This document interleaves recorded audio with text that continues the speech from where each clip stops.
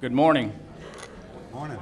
I'd like to welcome everybody to the Putnam County Board of County Commissioners meeting for March 26th. Welcome everybody. I would like to begin our meeting. Reverend Stackpole, are you here this morning?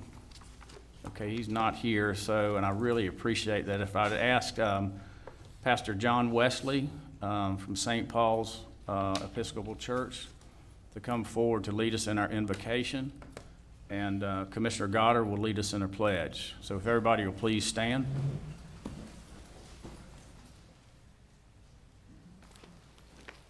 Let us pray. Almighty God, our Heavenly Father, send down upon all who hold office in this county the spirit of wisdom, charity, and justice, that with steadfast purpose they may faithfully serve in their office to promote the well-being of all people. Be with us especially in this meeting this morning, and all that takes place would be to your glory. In Jesus' name, amen. Amen. I pledge allegiance to the flag of the United States of America and to the republic for which it stands, one nation under God, indivisible, with liberty and justice for all.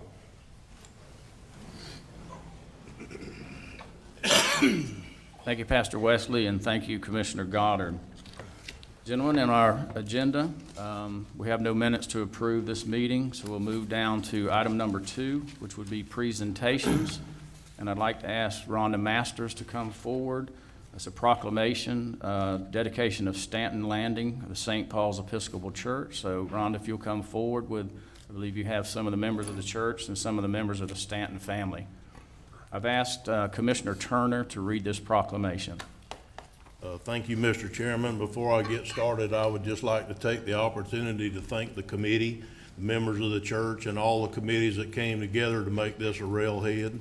I would also like to, if you would bear with me, I would like to introduce the son of Charles Stanton, Chris, and his lovely wife Pam, and Mr. Stanton's daughter Susan Swamer. Yeah, Okay. So I just wanted to introduce them as being, I always call him Mr. Charles, but anyhow, it's my pleasure to read the proclamation. Proclamation number 19-23, dedication of Stanton Landing at St. Paul's Episcopal Church. Whereas St. Paul's Episcopal Church at Federal Point serves Putnam County and surrounding communities, offering faith-based programs that embrace a healthier lifestyle and promote physical, mental, and spiritual health. And whereas St. Paul's Episcopal Church at Federal Point quietly sits along the banks of the St. Johns River, providing moments of sanctuary for many weary souls since 1880, and continues to serve as an oasis for those seeking a place to gather for the purpose of creating loving, liberating, and life-giving relationships with each other and God. And whereas St. Paul's Episcopal Church at Federal Point has established Stanton Landing in memory of C. Charles Stanton, Jr., a third-generation Putnam County native, former mayor of Hastings, Florida, and a businessman who served his country, his community, his church, and God faithfully throughout his life. And whereas Stanton Landing, location at latitude 29.751 and longitude 81.545, is important as there is no landing, rest stop, or rustic camp within miles of all directions of Federal Point, making this location at St. Paul's Episcopal Church a safe harbor for paddlers, cyclists, and hikers. And whereas Stanton Landing has been designed a trailhead for the Bartram Trail in Putnam County National Recreation Trail, the Putnam County Blueways paddling trails, the St. Johns River Blueway, the St. Johns River to Sea Loop, and the Placa to St. Augustine State Trail. Now, therefore, the Putnam County Board of County Commissioners hereby congratulate St. Paul's Episcopal Church on this auspicious occasion of the dedication of Stanton Landing, and encourages all of Putnam County citizens to appreciate and support efforts to promote an outdoor-friendly community by participating in the events planned for March 3rd, 2019, to include a kayak, canoe trip to Deep Creek, cycling group to traverse the St. Johns River to Sea Loop, and a barbecue lunch with the dedication ceremony, thus proclaimed by the Board of County Commissioners this 26th day of March 2019. Mr. Chairman, I move this proclamation. Okay, we have a proper motion by Commissioner Turner. Do we have a second? I'll second. We have a proper second by Commissioner Goddard. Any discussion? Seeing none, all in favor of this proclamation indicate by saying aye. Aye. Opposed, same sign. Congratulations.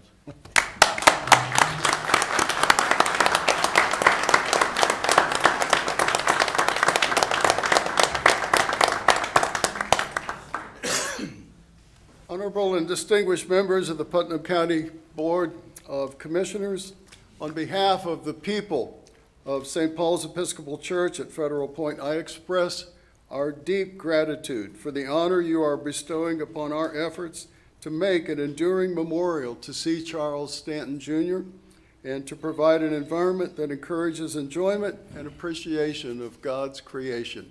Thank you all so very much. Thank you.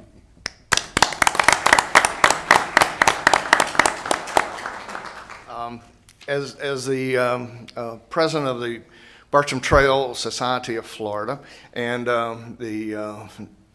one of the folks that created the Bartram Trail here in Putnam County, let me tell you how significant this is.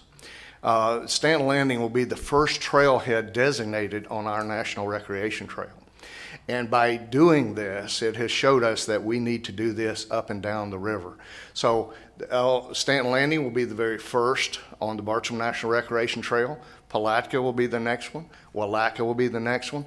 And if the county will do something at Georgetown, that will be the final trailhead on the St. Johns River to welcome all of our guests that travel up and down the river. Okay? And so this is really significant what they've done. They've got camping, they've got kayak landing, they've got pavilions for the bicyclists and so forth. It's a wonderful addition to Putnam County's recreation, and we should be thankful for what they have done to us. Thank you.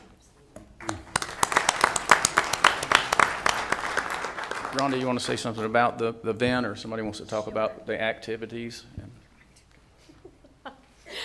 I'm Kristen, I'm with Keep Putnam Beautiful, and I'd just like to say we are really proud of what's taking place out at Stanton Landing. This is the kind of stuff that we just had our Positively Putnam Expo, and this is what we want to highlight going on in Putnam County. These are citizens who stepped up and went above and beyond what they had to make where we live a much better place to live. So I think at every opportunity we should recognize this and applaud this. So thank you very much. You're so welcome. So this Saturday, we appreciate the support from the County Commission that we're going to have the dedication.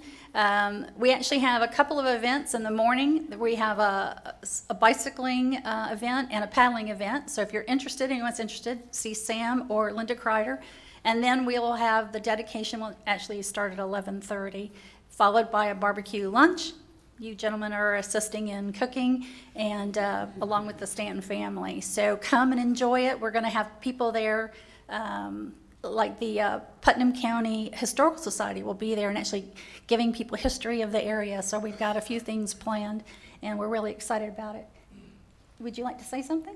We have Allison DeFore is the canon of our area, who's come down from Jacksonville from the diocese to be here with us. Good deal.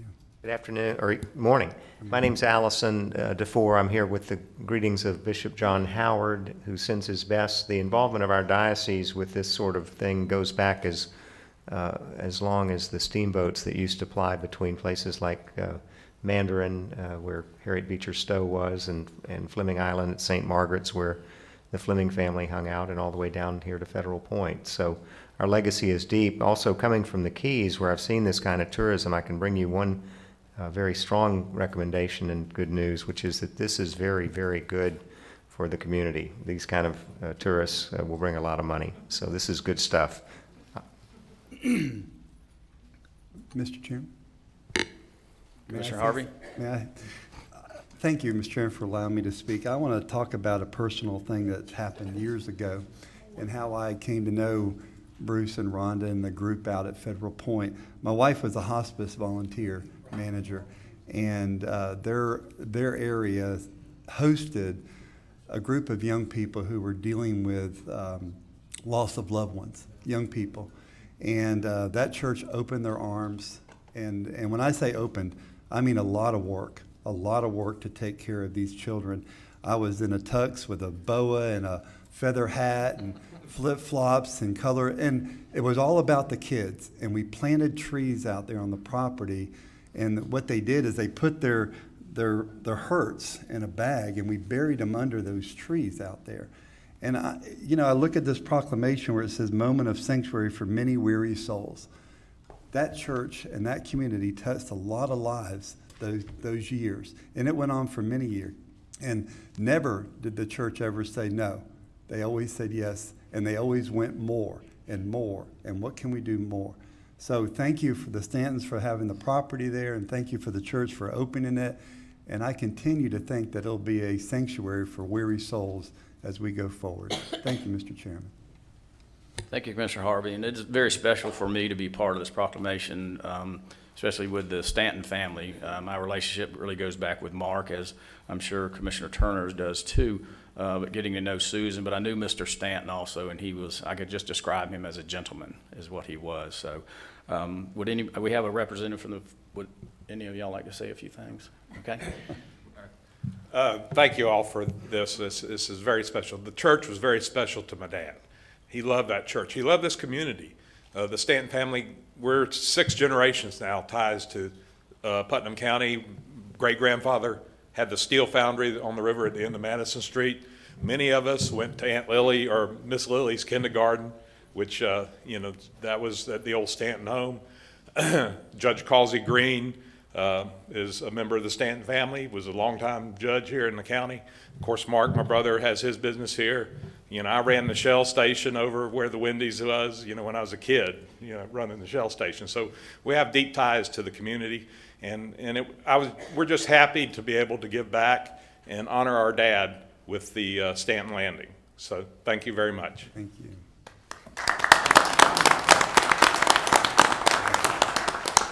Thank you. If we can get a picture, I hope we can get everybody up front. You want to stay up here? Should stay up here. We'll stay up here. You stay down. Get everybody in, maybe. Yeah, I agree.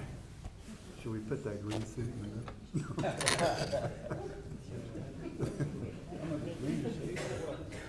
Y'all gonna have to double up, I think. You got a bunch of y'all. I'm not tall enough to see over Chris even standing up here. No, you're all No, right. here, you wanna move? Yeah. Here, wait a minute, we're rearranging up here. There.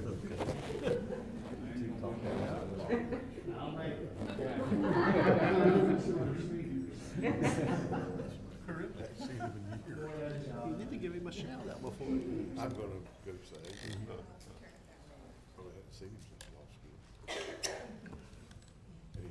I've been holding this smile for a while. Absolutely bored.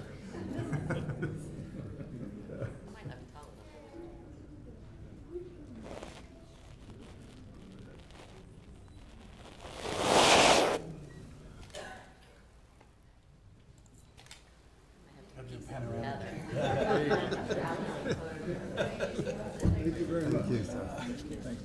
I'll see you Saturday. I'm looking forward. They could just click them to you Saturday. Yeah, probably 10, 9 o'clock, 10 o'clock. Photoshop us in. Thank you.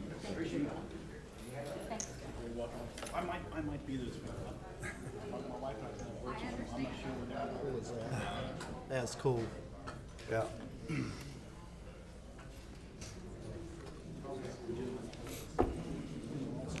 Oh, really? Wow. I should have asked him some questions, how you were as a student. He was a good one. Okay, is my mic on? Before we move on to our next presentation with Ms. Mary Garcia, I apologize to Mr. Russ Castleberry. If you see a familiar face over to y'all's right and to my left, former county attorney Russ Castleberry is sitting in with us today. As you know, that our County Attorney Stacy Manning resigned to take another job in Volusia County, and we've entered into agreement with Holmes and Young, and so we now have Mr. Castleberry back, so welcome. Good to see you again, okay? If I can call Miss Mary Garcia up, Palaca Trail Town Committee presentation. No. Oh, is it? Okay.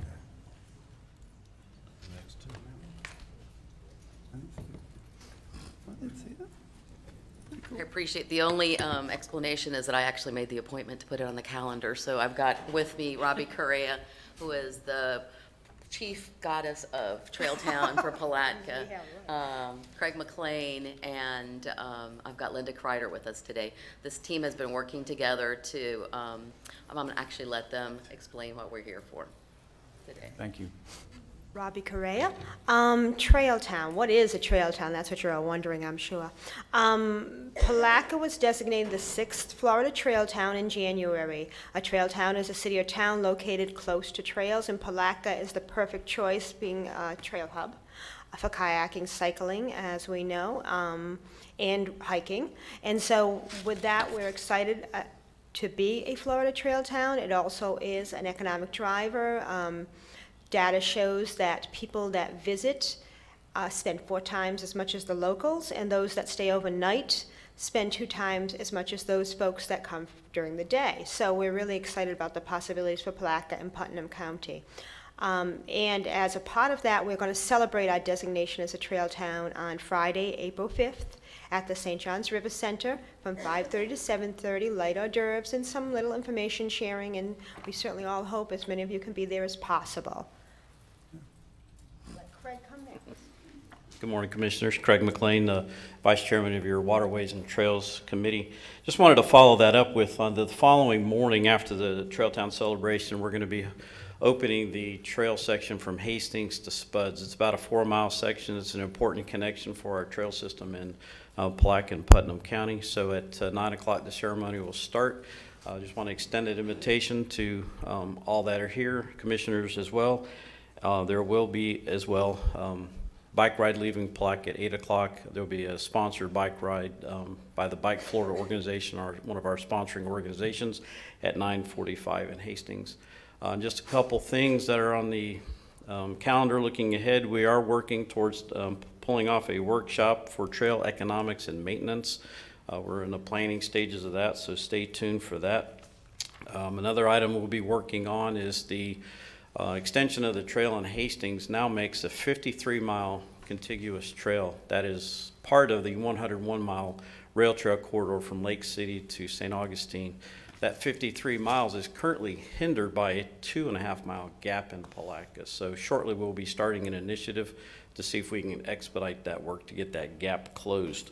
One other note I'll share with you is, as of yesterday, I learned that the construction to continue the section of Highway 20 widening to Interlochen will start in May. There's a public workshop scheduled for that. That's exciting because part of that project will include a separated bike trail from Hawthorne to Interlochen, which will extend the Gainesville to Hawthorne Trail into Putnam County. And the county has also made a request, as of about a year ago, for an assessment to identify a corridor from Interlochen to the Palatka waterfronts to extend that trail system. So thank you for your time. Look forward to seeing you. Okay, thank you, Craig. Also, as a quick follow-up, because we're going to continue the party to Saturday and have a wine stroll hosted by Revitalize Historic Palatka in downtown Palatka, and it's an opportunity to visit all the businesses and say hi and see what they have to offer. That's from 5 to 9. Okay, and that's on, so it's April, Saturday the 6th. okay, April 5th is the reception, okay, Right, April 6th is the wine stroll. and the 6th, okay. What is also going to happen on April 5th is something we're very proud of, because our community member who has given tirelessly for 25 to 30 years to create this trail system here in Putnam County and Palatka is going to be recognized by the State Florida Bicycling Association. Craig McLean has received the Volunteer of the Year award, and we will be presenting that. Actually, the executive director will be coming up and presenting that the evening to Craig. No greater honor for somebody who has as you know, work tirelessly. That trail, when it gets done, will be 100 miles through, from and to Palatka and across to St. Augustine, as well as the rest of the trails that are going out in every direction, because we have the only place on the St. Johns River where you can cross safely for 60 miles in either direction. It makes us a hub, and we are rapidly beginning to see that. I have to get back to a full house at the Bartram Inn of people who have come. Yesterday I took them all on the Historic Homes and Murals Loop on 6 bicycles from Canada, Birmingham, Alabama, to see what we have to offer. So I think you all are beginning to see what this community really can be about. They're going to be coming. Thank you. Great Thank job. you, Linda. Thank you, Craig. Any questions at all? I just want to thank you for all your efforts, all of you, because it's been a long time coming, but I think it's a good thing. And when it's finished, it'll be definitely bring some tourists, to Putnam County, to our area. So thank you very much. Okay, can we get a picture if we come down front? Mr. Chairman, Do you have a question? Craig, is there anything this commission can do to help expedite that 2.5-mile gap and get that finished up? Yes. I'm glad you asked. Glad you asked. Actually, one of the things we need to be cautious with at the moment is DOT's finishing up some acquisitions. So as soon as that is closed, then we can pick that back up, and we'll maybe come make a presentation on that. We're good. Okay, thank you. Maintenance of the property. You won't beat it to death. Thank you.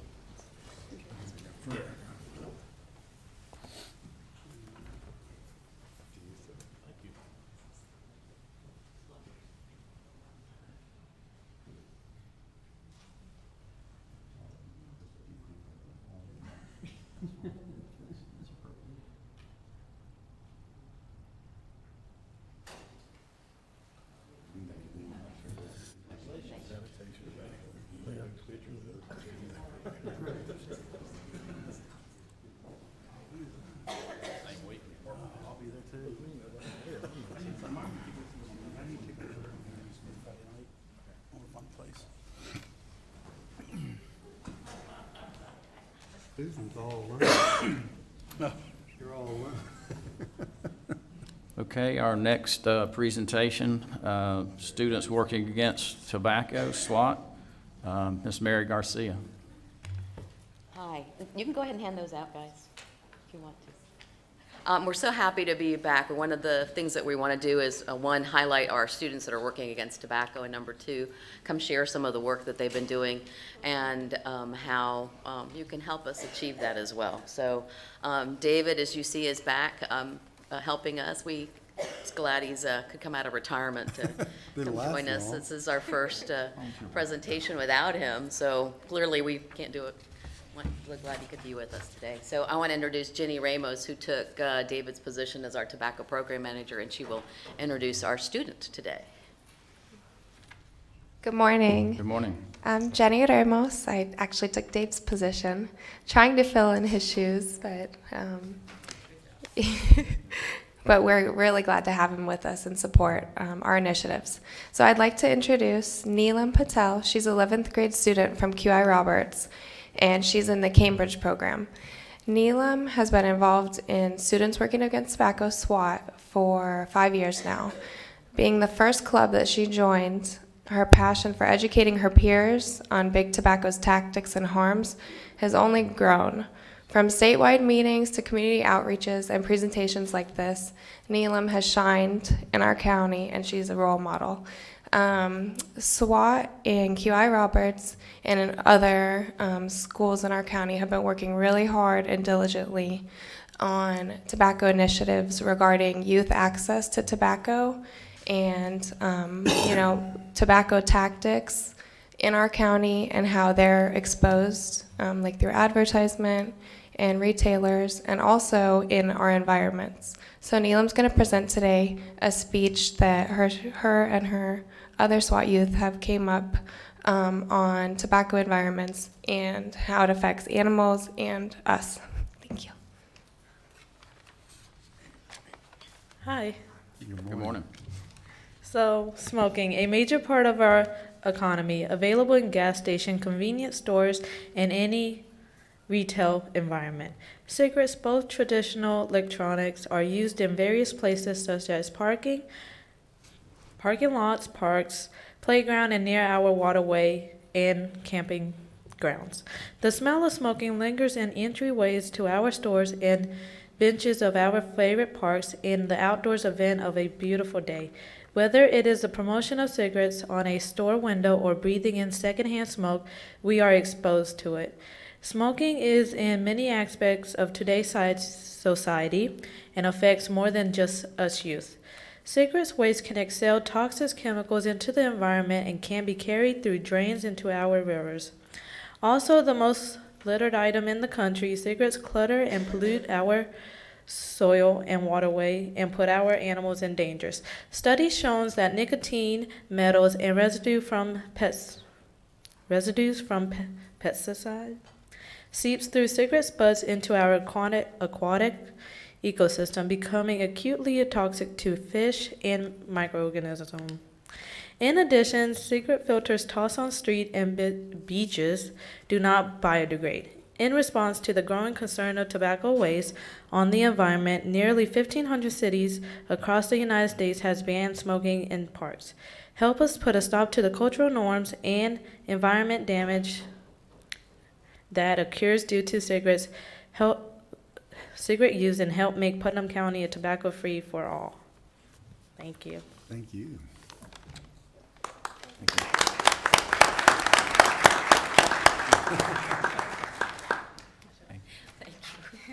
Thank you so much. I think that just tells you that we're going to do a cleanup in May. I have to remind you all, the most thing that we usually pick up, except for tires, are cigarette butts. Right. And it's amazing how much debris accumulates. And if we can work towards getting our parks smoke-free, which we'll come back to you with, and the city of Plaque as well, to make sure our waterfronts are free. As you see, the combination of the economic development and our health really are key to making Putnam County shine and change. So we appreciate your time.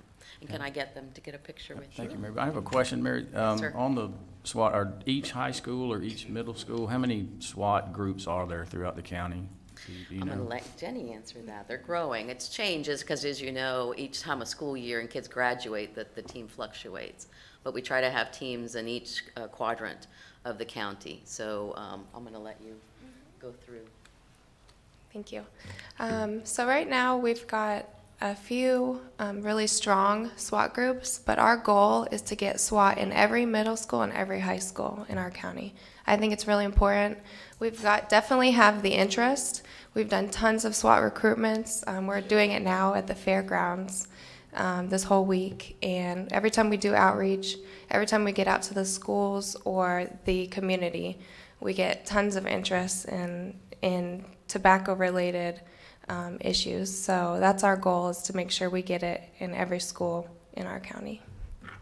All right, thank you. Any other questions from commissioners? And I just want to add that not only do we educate students about tobacco, but we also teach them leadership skills by coming and speaking to each one of you and coming to present. And we're very proud that from our school districts in Crescent City, one of our SWAT members has grown up to be on the governor's council and now is an attorney and continues the fight against tobacco. So we're really excited about that. So Kareem in our Crescent City. So Yeah, Kareem Golden. yes, sir. Yeah, fine young man. So, yeah, absolutely. District One of our- 1, did you say? Where was he? Where everything goes. Yeah, from Crescent City, wasn't he? Okay, that's what I thought you City, said. yes.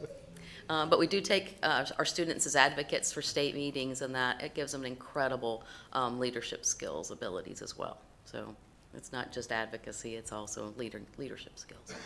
Thank you very much. Thank you.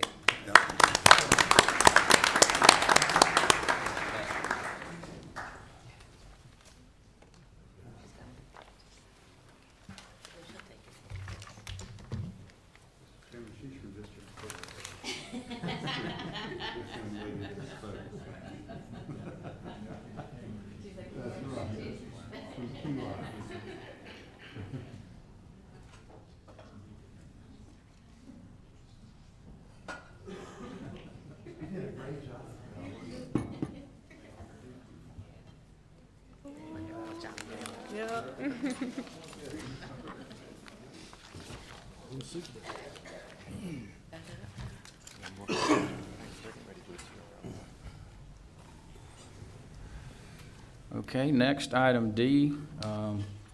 Ask Mr. Casey Kaysen to come up if he's here. Proclamation, U-turn, anti-drug and alcohol dependency, community outreach. And I've asked Commissioner Harvey to read this proclamation. Thank you, Mr. Chairman.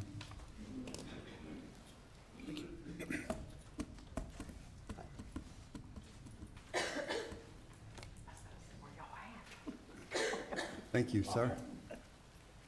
I need to give one to her. Yeah, I get Sarah, do you want mine? He handed these out. Don't you need one for the record? I get it. Mr. Chairman, if you're ready, proclamation number 2019-24 declaring April 2019 as the month for community awareness and unity in combating drug and alcohol addiction in Putnam County, Florida. Whereas we as a nation continue to experience an ever-increasing drug and alcohol addiction epidemic with new, more potent, and deadly forms of illicit drugs continually flooding all areas of our country. And whereas addicts continually devise new ruses to obtain prescription drugs to feed their addiction, and whereas the devastating consequences drug and alcohol addiction have on all families, communities, crime statistic, healthcare system, and our nation affect every person. And whereas the saddest consequence, drug and alcohol addiction, is the number of deaths as a result of accidental drug overdoses, especially those of young age. And whereas Putnam County's addiction problem continues to grow epidemically, snaring people of all ages and walks of life. And whereas recognizing the grave importance and need to battle this epidemic, some of Putnam County's elected officials, churches, local law enforcement, business owners, citizens, affected family, and friends have united to fight drug and or alcohol addiction and its devastating effects. Now, therefore, be it proclaimed by the Putnam County Board of County Commissioners that the month of April 2019 is hereby declared as Community-Wide Anti-Drug and Alcohol Abuse, Addiction Awareness and Combat Month. Be it further proclaimed that all citizens, families, church leaders, congregations, local government leaders, local county and city law enforcement, representatives of our local mental health and drug coalitions, civic organizations, and business owners are hereby encouraged to attend and participate in the upcoming 2019 U-Turn Anti-Drug and Alcohol Dependency Community Outreach to be held at April 13th, 2019 at the John Theobald Sports Complex, 120 Carter Road in Palatka, Florida.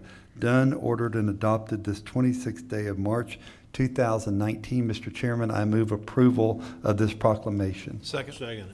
Okay, we have a proper motion by Commissioner Harvey, proper second by Commissioner Turner. Any discussion? All in favor indicate by saying aye. Aye. Opposed, same sign. Proclamation passes. Thank you.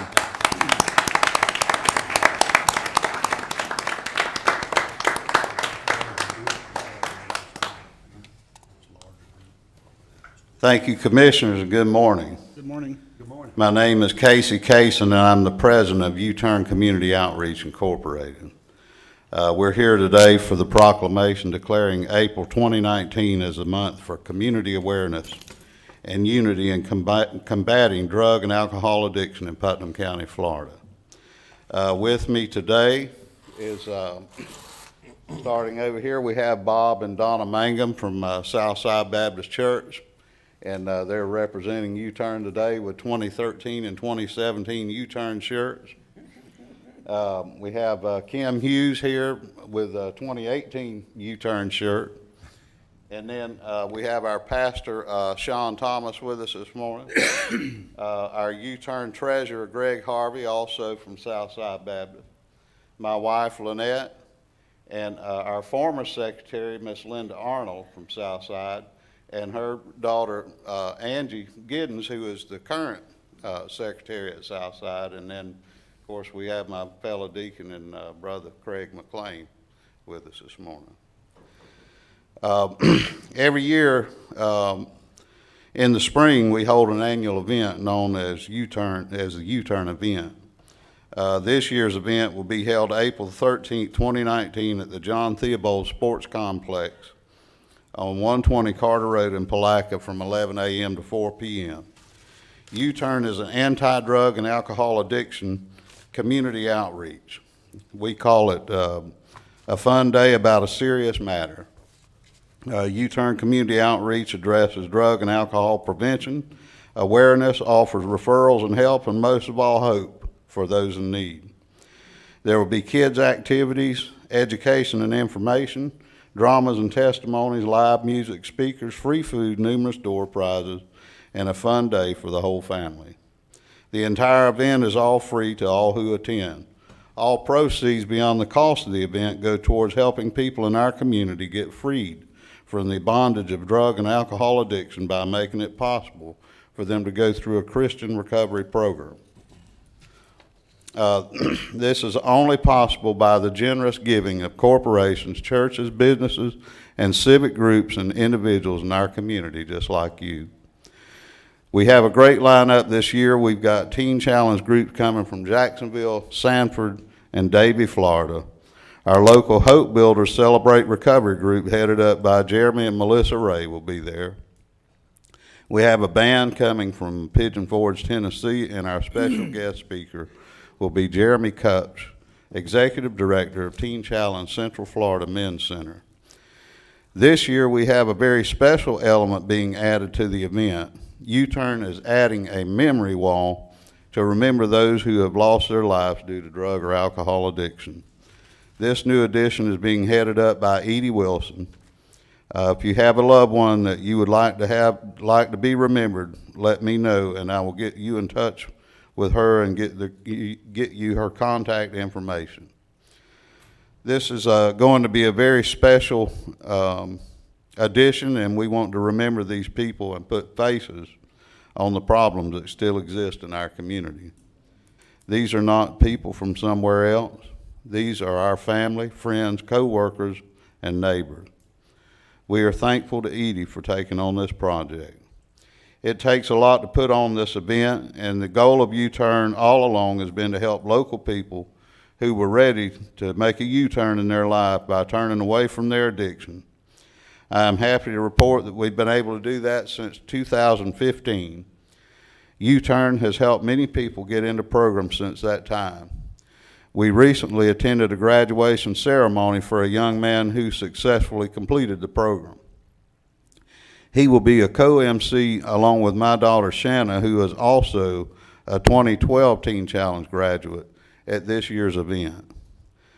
U-Turn was designed to share the love of Jesus with the community in a non-threatening and non-condemning environment, and then through the witness and testimonies of those who've made a U-turn in their lives that can speak it and live it before others and cause those who live in bondage of addiction to see it and want that same abundance in their own life.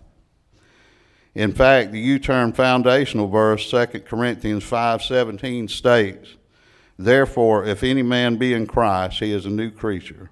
Old things are passed away. Behold, all things are become new." We hold this event every April to signify the newness of life that is so precious. We are still accepting event sponsorship for this year's event if anyone would like to give. Of course, we accept general contributions year-round. U-Turn Community Outreach, Inc. is a 501c3 nonprofit organization and is fully tax deductible. U-Turn has a website, u-turnoutreach.org, where you can get more information about U-Turn and also make an online contribution.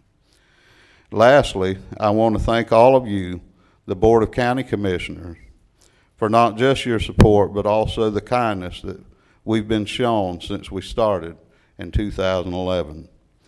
We have received the support of this board and the representation from the board at the event every year since the beginning. And this year will be our 9th annual event, so we really appreciate the commission. It takes a community coming together to reach the community through outreach. U-Turn stands on a foundation of Christian unity, where Christians and community come together to work for good. We are so thankful for you and the businesses and the churches and the fellow citizens that help to continue reaching out to the community and letting them know that there's a hope and a future for them that is free from the bondage of addiction.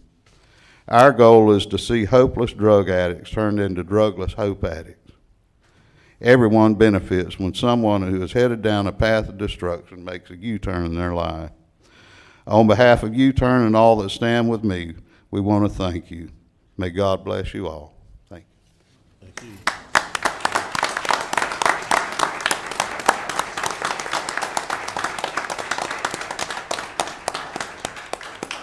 Commissioners, any questions at all?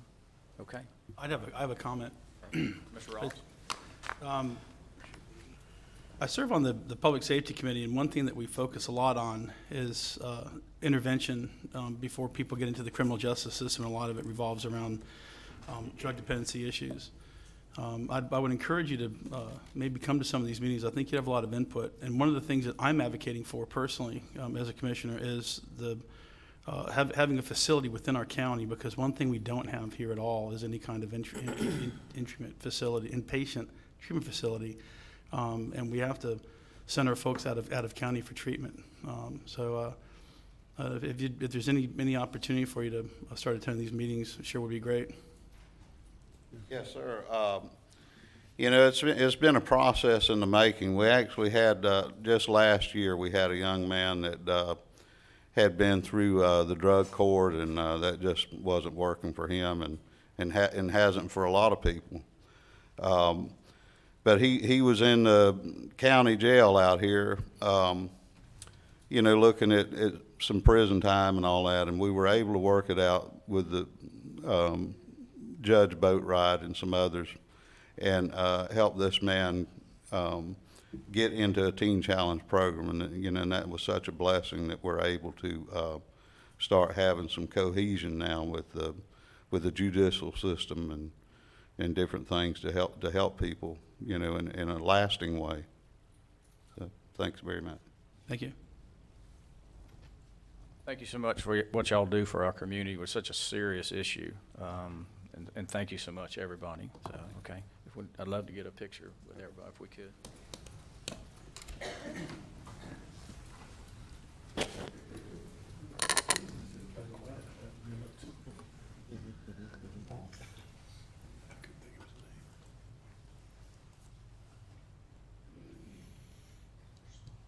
Don't need to shift left. Yeah, take one giant step. Mother man. There you go.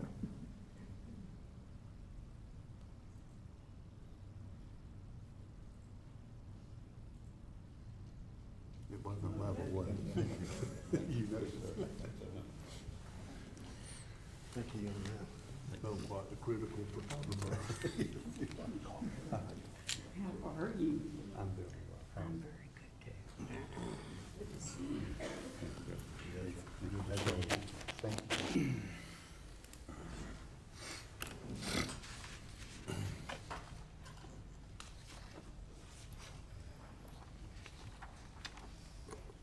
Okay, our next item, item E, proclamation. I'd like to ask Mr. Jim Toronto with the St. Johns River Water Managers District to come forward, and we have a proclamation for Water Conservation Month. And I've asked Commissioner Goddard to read that proclamation. We're part of a team. Craig's here again? He's part of our team. I know he is. How do you find time to work and eat, Craig? We do like to see Craig.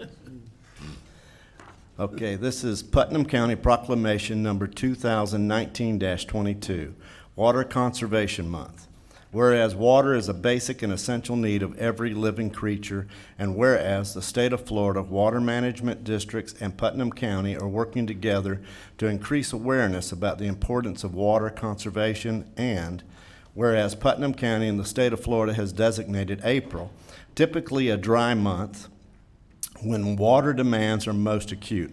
Florida's Water Conservation Month to educate citizens about how they can help save Florida's precious water resources. And whereas Putnam County has always encouraged and supported water conservation through various educational programs and special events. And whereas every business, industry, school, and citizen can make a difference when it comes to conserving water and thus promote a healthy economy and community. Now therefore be it proclaimed that the Putnam County Board of Commissioners hereby proclaims April 2019 as Water Conservation Month in Putnam County and calls upon each citizen and business to help protect our precious resource by practicing water-saving measures and becoming more aware of the need to save water. Done in order adopted this 26th day of March 2019. Chairman, I move for approval. Second. Okay, we've got a proper motion by Commissioner Goddard and a proper second by Commissioner Rawls. Any discussion? All in favor indicate by saying aye. Aye. Opposed, same sign. Proclamation passes. Thank you. Thank you very much. Before I have Jim come up and say a few words, usually Jim is a familiar face here at our Board of County Commission meetings, and usually he's handing us checks. So we've had a great relationship with St. John's Water Management District and Jim with some of our water projects, and we just really appreciate it. And Craig, we've had, 4 or 5 presentations, and I think you've been up in each group. So a very, very involved person in Putnam County, and we thank you. So Jim, if you want to come forward. Craig, would you like to say anything? Mr. Chair, Commissioners, we thank you for your leadership. We thank you for adopting this proclamation. This is the 21st year that it's been adopted in the state of Florida, and we appreciate the great cooperation. And so it's through leadership, and it's also not only from a government standpoint, but what businesses can do, what the agricultural community can do and has been doing. And more important, it's what our residents can do. Every day we have to look at conserving water. We're not making new water, so we have to look at the overall use that we're going to have and the sustainability that we have for not only our community but through our state as additional people move in and our communities do grow. So on our webpage, there's lots of information, interactive opportunities for citizens to look and see how they can best conserve water, not only, again, communities but businesses. And through our cost share programs, we do have an opportunity for water conservation. So we are wanting to continue to work hard. So on behalf of the 5 water management districts in the state of Florida, the Florida Department of Environmental Protection, and the American Water Works Association, we again appreciate this opportunity and continue working forward to next year to make our water as sustainable and as precious as it is. And thank you, Commissioner Goddard, for reading that proclamation for us. Thank you again. Thank you.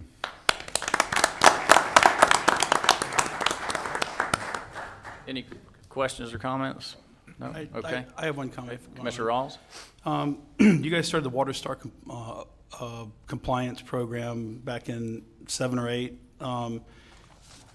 Putnam County's at the precipice of growth, and I think it'd be great if maybe you guys could interact with our building department and start bringing that to the forefront again with development potential in Putnam County. If developers are aware of that, if there's any incentives that y'all used to offer incentives for Water Star compliance, that would go a long way to working with your goals. Certainly, Mr. Chair, we certainly can do that.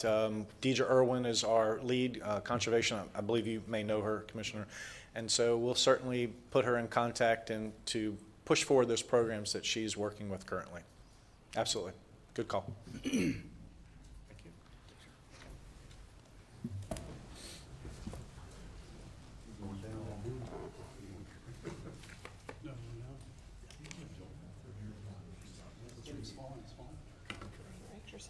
You're the man in the middle.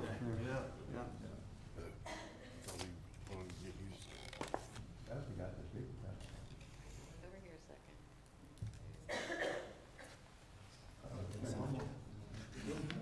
a second. Should I ask before now?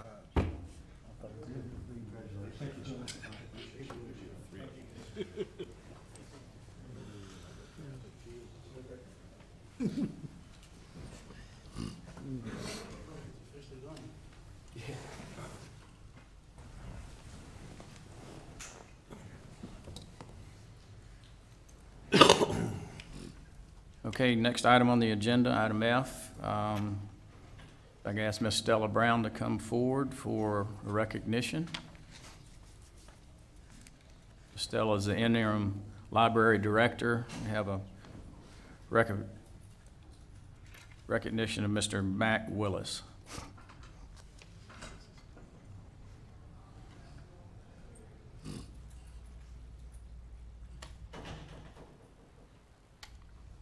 Mr. Chairman, is that his family?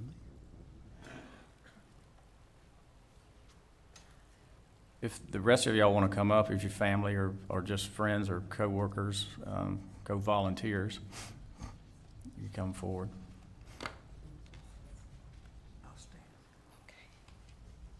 Good morning to each of you in your respectable places. Good morning. Good morning.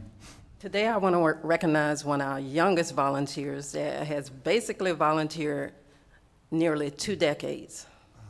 So I'm going to share just a little bit about Mr. Mac Wills with you. And I put these on so I can see. At 92 years old, Mac Willis Jr. has long devoted his life to serving others. Born in Honolulu, Mac spent 71 years in Hawaii, living through Pearl Harbor as a child and growing up to serve the U.S. Navy Seabees in World War II. After his tour of service, he joined the Hawaii Army National Guards and went on to serve in Vietnam, receiving a Bronze Star and a Joint Service Commendation Medal. He retired a colonel after 36.5 years of service, but his love for helping others was only getting started. He spent 25 years as the president and treasurer of the Friends of the Honolulu Botanic Gardens, and after building his dream home, the Nene House, he went on to volunteer with the Volcanic Observatory, the Bishop Museum, the Lehman Museum, cataloging their photographic collection. In 2000, Mac moved to Putnam County. Since then, he's been a fixture in the local Palaika Library where he scans through reels and reels of microfilm from the collection of the Palaika Daily News. Our most faithful volunteer, Mac Wills, can be found sitting in front of the microfilm reader printer with his laptop in place.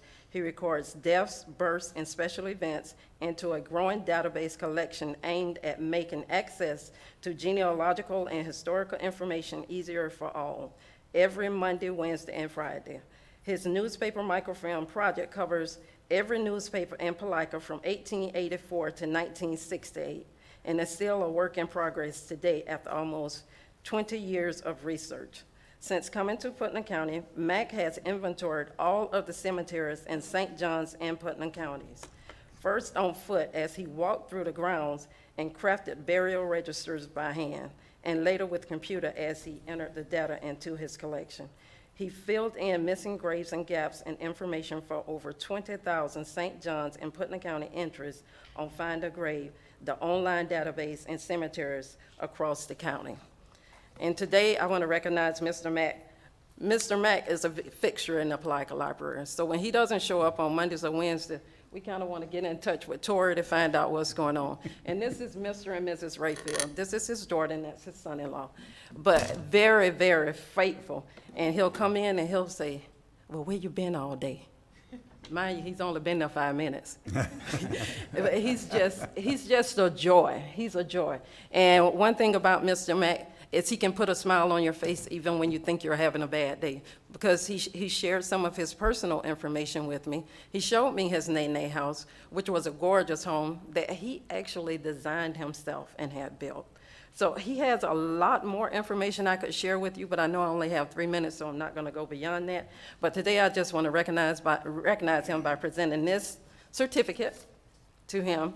And what it basically says is the Putnam County Library System gratefully extend our thanks to Mac Willis for his timeless 2 decades of service and countless dedication to archives and genealogy records. Thank you very much, Mr. Mac.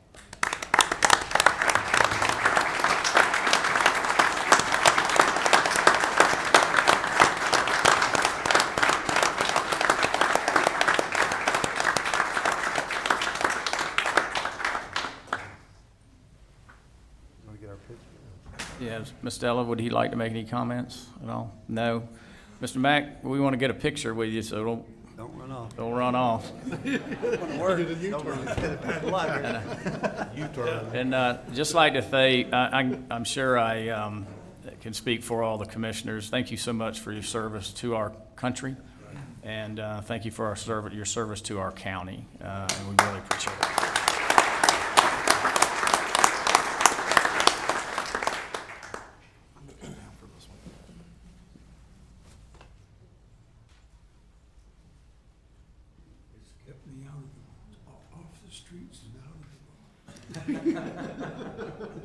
That's a shame.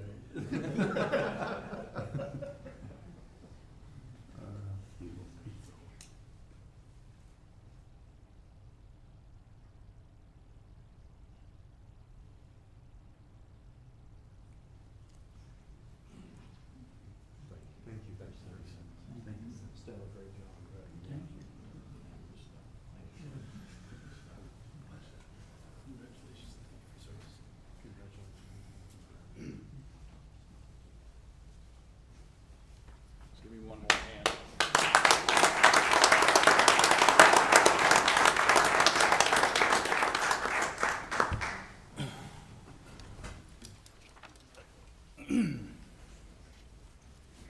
Mr. Chairman, that just goes to show there's room for everybody to volunteer in this county. Yes, there is. Okay, thank you, Ms. Stella. Okay, item G, is Mr. Charles Puckett here? Okay. Here comes Mary. Okay, Department of Children and Families proclamation, Child Abuse Prevention Month. So have Mary Garcia, if you want to go ahead and introduce yourself. I've asked Commissioner Rawls to read this proclamation. Thank you. My name is Evelyn Lynham. I'm from the Department of Children and Families, Circuit Administration. I am the Client Relations Coordinator. I'm Mary Garcia. I'm the Director of the Health Department, but I'm also on the board for the System of Care, the Transition for Youth into Services. Good morning. My name is Brittany Law, and I'm the Program Operations Administrator with Community Partnership for Children. Kimberly Daly, Victim Advocate with the Putnam County Sheriff's Office. I'm pleased to be able to read this proclamation for you. This is a proclamation number 2019-25, Child Abuse Prevention Month. Whereas the Florida's future depends on nurturing the healthy development of our children, and whereas the abuse and neglect of children can cause severe, costly, and lifelong problems, and whereas every child has the right to be safe, healthy, educationally, developmentally, and be on track, and whereas research shows that parents and caregivers who have the support systems and know how to seek help in times of trouble and are more resilient and better able to provide safe environments and nurturing experiences for their children.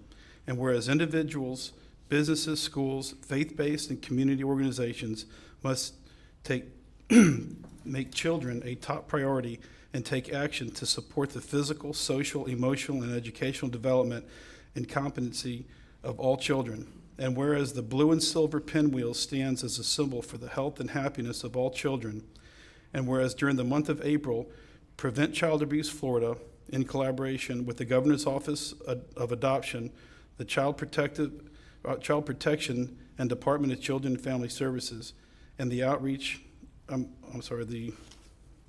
the Ounce of Prevention Fund of Florida, will implement Pinwheels for Prevention, a statewide campaign promoting awareness of healthy child development, positive parenting practices, and the type of concrete support for families within their communities. Now, therefore, the Putnam County Board of Commission hereby proclaims April 2019 as Child Abuse Prevention Month in Putnam County and urges all Floridians to engage in activities whose purpose is to strengthen families, communities, to provide the optimal environment for healthy children development. Done and ordered, adopted the 29th day of March 2019. Mr. Chairman, I move approval. Okay, we got a proper motion by Commissioner Rawls, got a proper second by Commissioner Harvey. Any discussion? Seeing none, all in favor indicate by saying aye. Aye. Opposed, same sign. Proclamation passes. Thank you.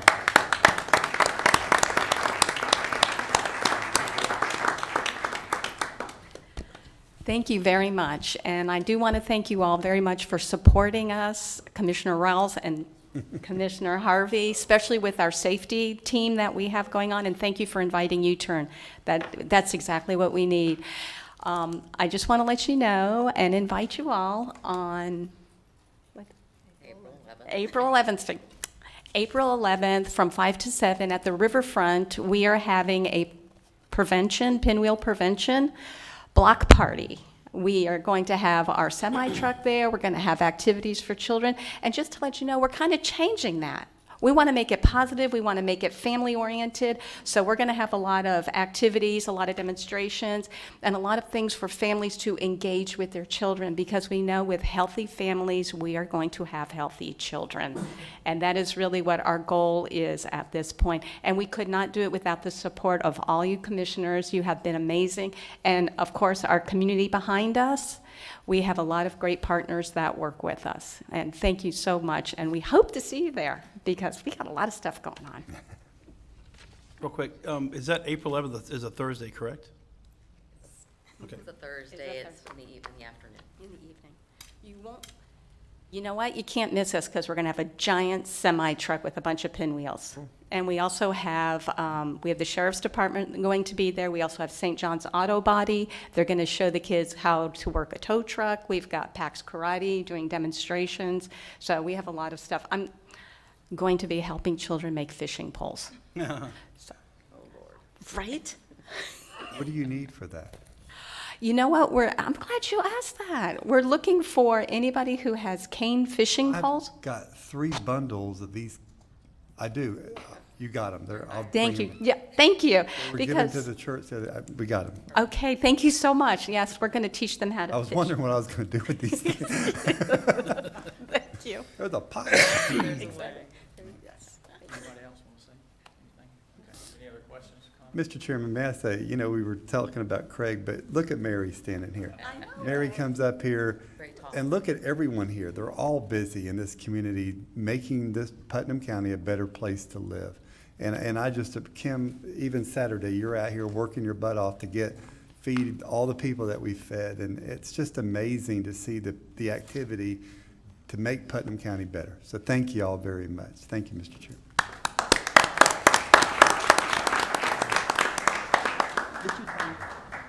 If I come down here, you're going to look really small. Yeah, and I even put heels on. Nice.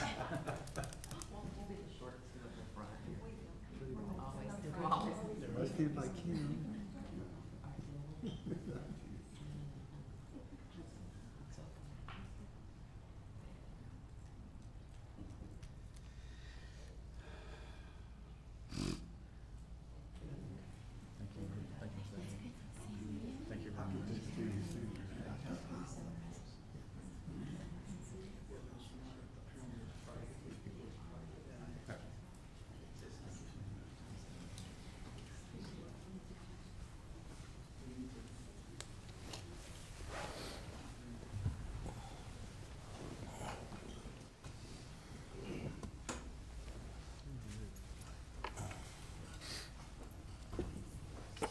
Mr. Chairman, before we start, could we ask Colonel Wells to move to the right side of the room? Because it's hard for me to see him over on the left side for some reason. I'm just teasing. He always sits over there. I always look for him. So Don't want to break. just something different. OCD. There you go. Works for me. We're going to take a 3-minute break. 3 minute even or 3 minutes and 27 seconds? 3 minutes even.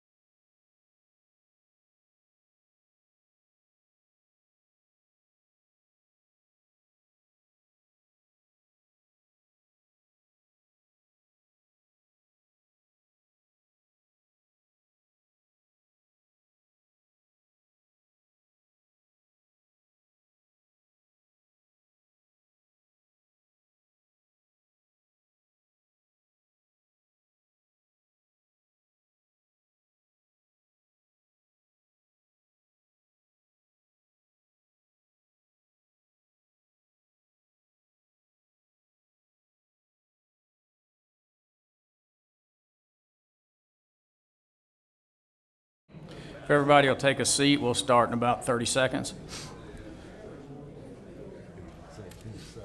I don't want to catch on to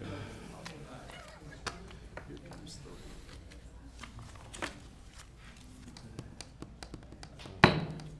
Sarah, you ready? Okay, we'll reconvene our regular board meeting, and I think that's all the presentations. And we'll move to public comment portion of this meeting. Public comment portion is designed to allow citizens the opportunity to bring matters to the attention of the Board of County Commission. It's not reasonable for us to enter into a debate or deliberation on matters that we have received no prior knowledge. Please limit your comments to 3 minutes. We would appreciate if you would fill out a public comment card. They're available on either the exit or the entrance of our building. And you turn them in to Sarah Oliver over on the right-hand side to my left. And when you come to the podium, please speak clearly into the microphone and give us your name and address. So we'll start with the first speaker. It's Mr. Ronald Kaysen. Would you come forward, please?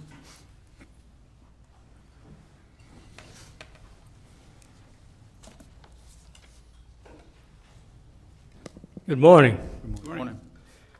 I'm Ronald Kaysen, and I live out here at 129 Confederate Point Road, just off Horseman's Club.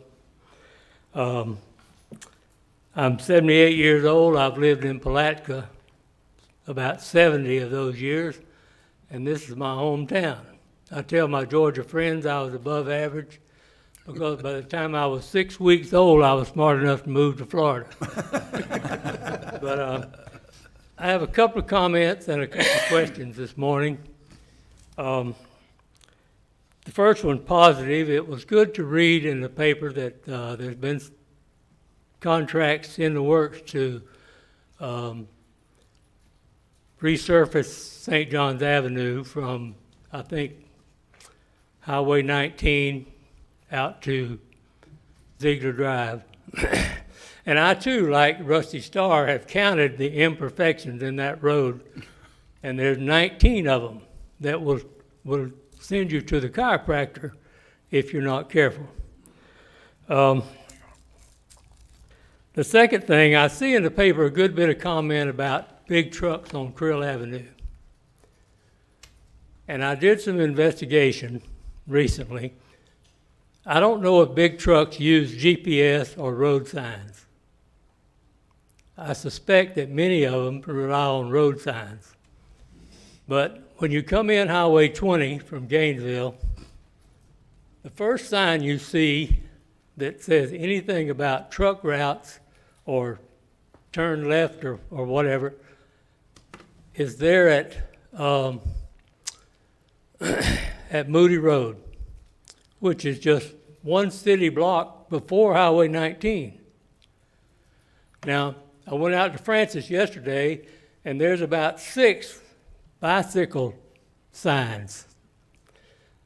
And then you get up there 1 block from where a truck, if he's in the lane that says truck route east, straight ahead, in less than 300 feet, if he's going to stay on the truck route and not go down 20, he's got to turn left on Highway 19, and that's what we want them to do.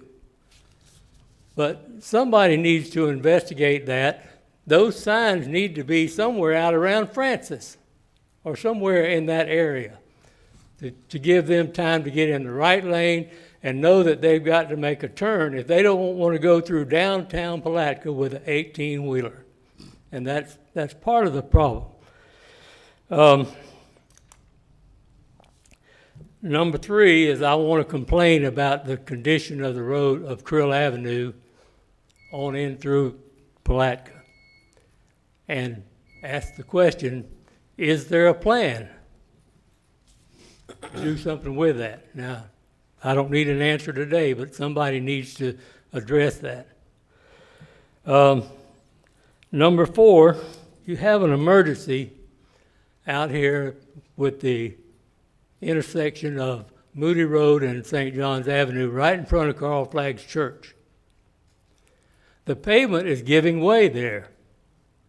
And the last time I saw a piece of road like that, and there's a manhole cover right there that you can see, so I'm sure it's something to do with drainage or whatever. But I was in Beersheba, Morocco, and one morning I feel the back end of my car do this when I went going through town. Well, when I come back that afternoon, here the road's dug up and, all barricaded off and everything. And I found out later that some car had been severely damaged, and because the road gave way and, and damaged that car. But anyway, it's going to take weeks and maybe months to get this work done on St. John's Avenue. And I don't think that place out there can wait till midsummer. So that's my commentary about some issues that I have strong feelings about, and I appreciate it. Thank you. Okay, Mr. Kaysen. Thank you. Commissioner Harvey, you want to make a comment? Thank you.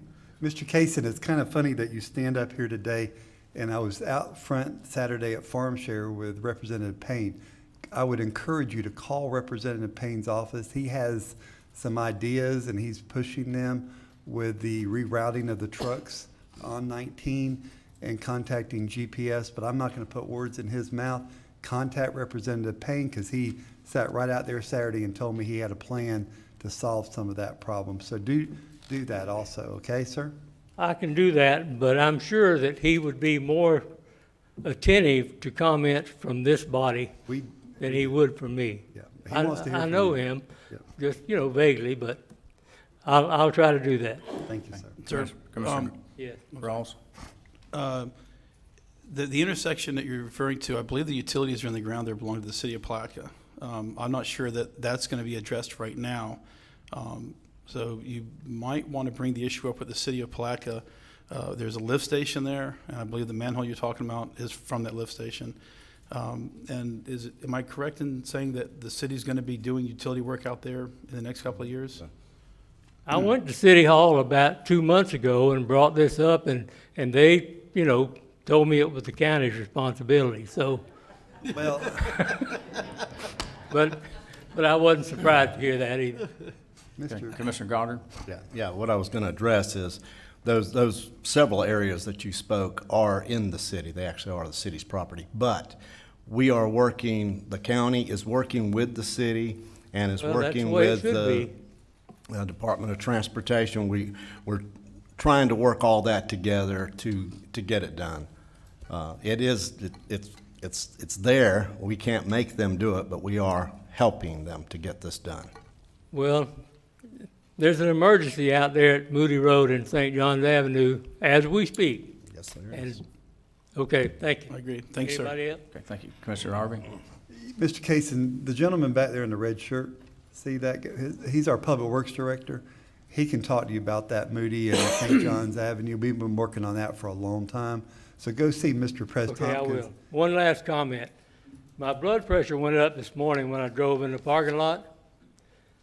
I had a county employee in a county vehicle, and it was a GMC Tahoe, a $60,000 vehicle. Unnecessary. Okay. Thank you. Thank you, sir. All right, our next speaker, Mr. James Lilly.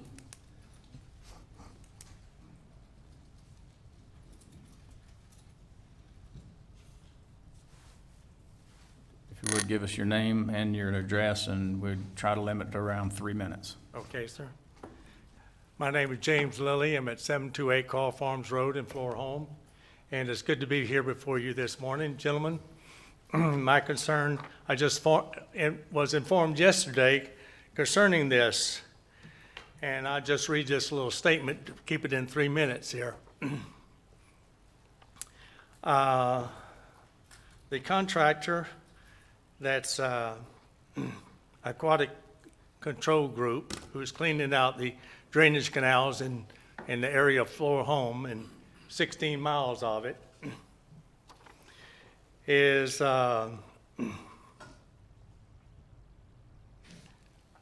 I just want to draw your attention to the large sandbar in Mallet Lake Canal. The large sandbar is within the first quarter mile of Carl Farms Road culvert at Haas Road going east from there. The large sandbar needs to be removed, and this area of Mallet Lake Canal needs to be restored to its original depth to restore proper drainage. Mallet Lake Canal is the only drainage canal for hundreds and hundreds of acres in this area, which includes we farmers, ranchers, homeowners, and timber people, and more taxpayers. We are asking that you look into this and help us get a work order to clean out this sandbar, this large sandbar in this particular canal, and to restore Mallet Lake Canal to its original elevation in this particular area as soon as can be possible, since hurricane season is coming upon us in just a few months. Hopefully we can work out hopefully you can work out a deal with the aquatic control group to clean out this, to dig out this drainage canal system at this present time to remove this large sandbar before they leave this area. Now, I was just informed yesterday, they do not have a work order to remove this particular sandbar. As we speak this morning, they are removing a sandbar on the south end, in the south end of Etnow Creek Canal, and also they got a work order to remove a sandbar that's in the spur right there in 100 that comes around into Etnow Creek. And also they have a work order to eliminate a sandbar in the east Etnow Creek Canal past Carl Farms Road and into Surprise property. And they do not have a work order to remove this particular sandbar in Mallet Lake Canal. And it's a very large, and I was stated before, it covers, that's the only drainage for hundreds and hundreds of acres in that particular area there, including me farmers and on my farm. I have part of my farm leased out, and they told me if we can't get rid of this drainage problem, they're not going to lease my property anymore. So this is very important to help all of us in that particular area to have this particular sandbar removed like they're doing now. And I understand that, speaking to Aquatic Control Group yesterday, it's $5,500 for a week work, and they said it would take about 2 to 3 days to get this sandbar out. So that's very minimum to work out a deal with them while they're there now, instead of having to contract with somebody else to bring all the equipment in. They're there at the present time, and that's a very reasonable price to do that work. And they say they can do it within 2 or 3 days. Thank you, gentlemen. Mr. Chairman, Commissioner Rawls? was this an unforeseen condition, or was this known before they started mobilizing equipment and moving? These sandbars were all known through the area when they started cleaning that out, when they had got the contract from the Putnam County to do the work. But the USDA, as you understand, was helping in the expense of this. And so, but the USDA, as you all understand, didn't include the sandbars, just the cleaning out of the canal debris and the foliage and all. And now I understand that they're coming back in now. They must have worked out a deal with the county or something to clean out the sandbars. But they didn't get a work order to clean out this particular sandbar, but they do have work orders from these other areas that they're working on at this present time as we speak. And so I'm coming before you this morning to see if you can assist in getting a work order for this particular sandbar.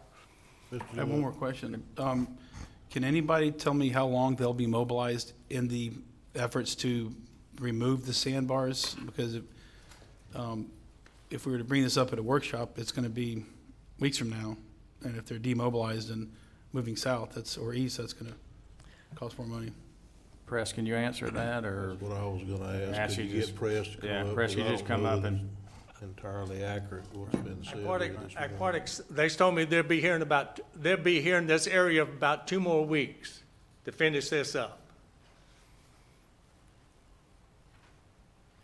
Good morning. This particular area he's talking about is outside the scope of work that we had. We do not have recorded easements on this area. We identified, I think, 17 or 18 sandbars within the scope of work we had. We got permission from the Water Management District to do the sandbars within the limits of the scope of work that we had. This is outside of that. This would require additional permitting from the district, a lot of work to be resolved to do this, and securing permanent easements to do the work. So we're doing everything we could do. Like I said, this board did approve additional work for the sandbars within the limits of construction we previously established with the district. okay, so this is outside the scope of the work of this project? Yes, sir. Right, okay. But they do have work orders to remove the sandbars in the clay area of Etna Creek Canal. And also they have work order to remove the sandbar in that spur off of 100 that goes into Etna Creek. And they also have a work order to remove the sandbar in the Supreme area of the Etna Creek Canal. And that's my question. Why do not they have a work order to do this particular sandbar? That's very vital to hundreds and hundreds of acres and to a lot of farmers, ranchers, homeowners in this particular area. It sounds like Mr. Tompkins just said that it's outside Right, it's their outside the work scope of zone. work. So it's not, that area is not permitted. It's outside the work zone. It might be something that you and your neighbors might be able to take up, get permitted, and maybe use them. Outside the work zone, this particular canal, Meadow Lake Canal, was in the contractor, the 16 miles of this clean out that was permitted to do. Look on the map. It's on the map. Mr. Chairman. While I appreciate Mr. Lilly's intense opinion on this, I really do. I mean, but I think we've got to take the word of our Public Works Director, who just walked up here and said it was not within the scope of work. Now, I'm not saying that who's right or who's wrong or anything, but I'm gonna have to take the opinion of our Public Works Director, who just came up here and said Yes. it's outside of the scope of the work. Okay, Mr. Lilly, if you just hang on just a second. May I comment on this one Can you thing? hang on just a second? Yes, sir. Okay. I think the Mr. most Castleberry? most important thing I heard Press say was we don't have easements for that area, whether it was in the zone or not, we couldn't do it anyway. Okay. Is that what you said, Press? This is all, may I make one comment? Yes, sir. That, remember, Mr. Harvey, when you came out at Floor Home with the maps, to draw in the areas that needed to be cleaned out before this contract was let? Those areas that you I'm sorry, Mr. Chairman. Go ahead. Mr. Hall. Thank you, Mr. Chairman. Those areas that we brought out those maps for were areas that you had concerns about, all the people had concerns about. But the scope of work wasn't, just because you marked up a map, didn't include that. And Mr. Tompkins has been working with you for a few weeks now, because I've been getting the emails letting you know this. So you've had time to get with Mr. Tompkins and our county manager. This board did approve an additional $25,000 to clean out those sandbars inside that scope of work.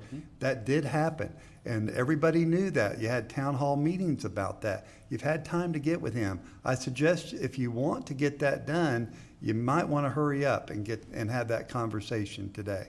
He's right here in the room, Mr. Lilly. Very good, then. Thank you. Okay, Mr. Lilly, thank you. Okay, gentlemen. Okay, thank you very much. We'll see, Paul was next, he had to leave. Okay. Okay, next up, speaker, Mr. Sam Carr.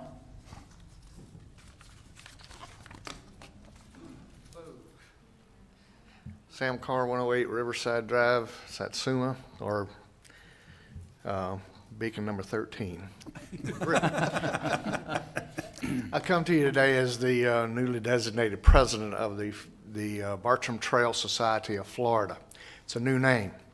In 2012, Commissioner Nancy Harris started as the chairman of the Putnam County Waterways Committee, formed a committee called the Bartram Trails and Putnam County Committee.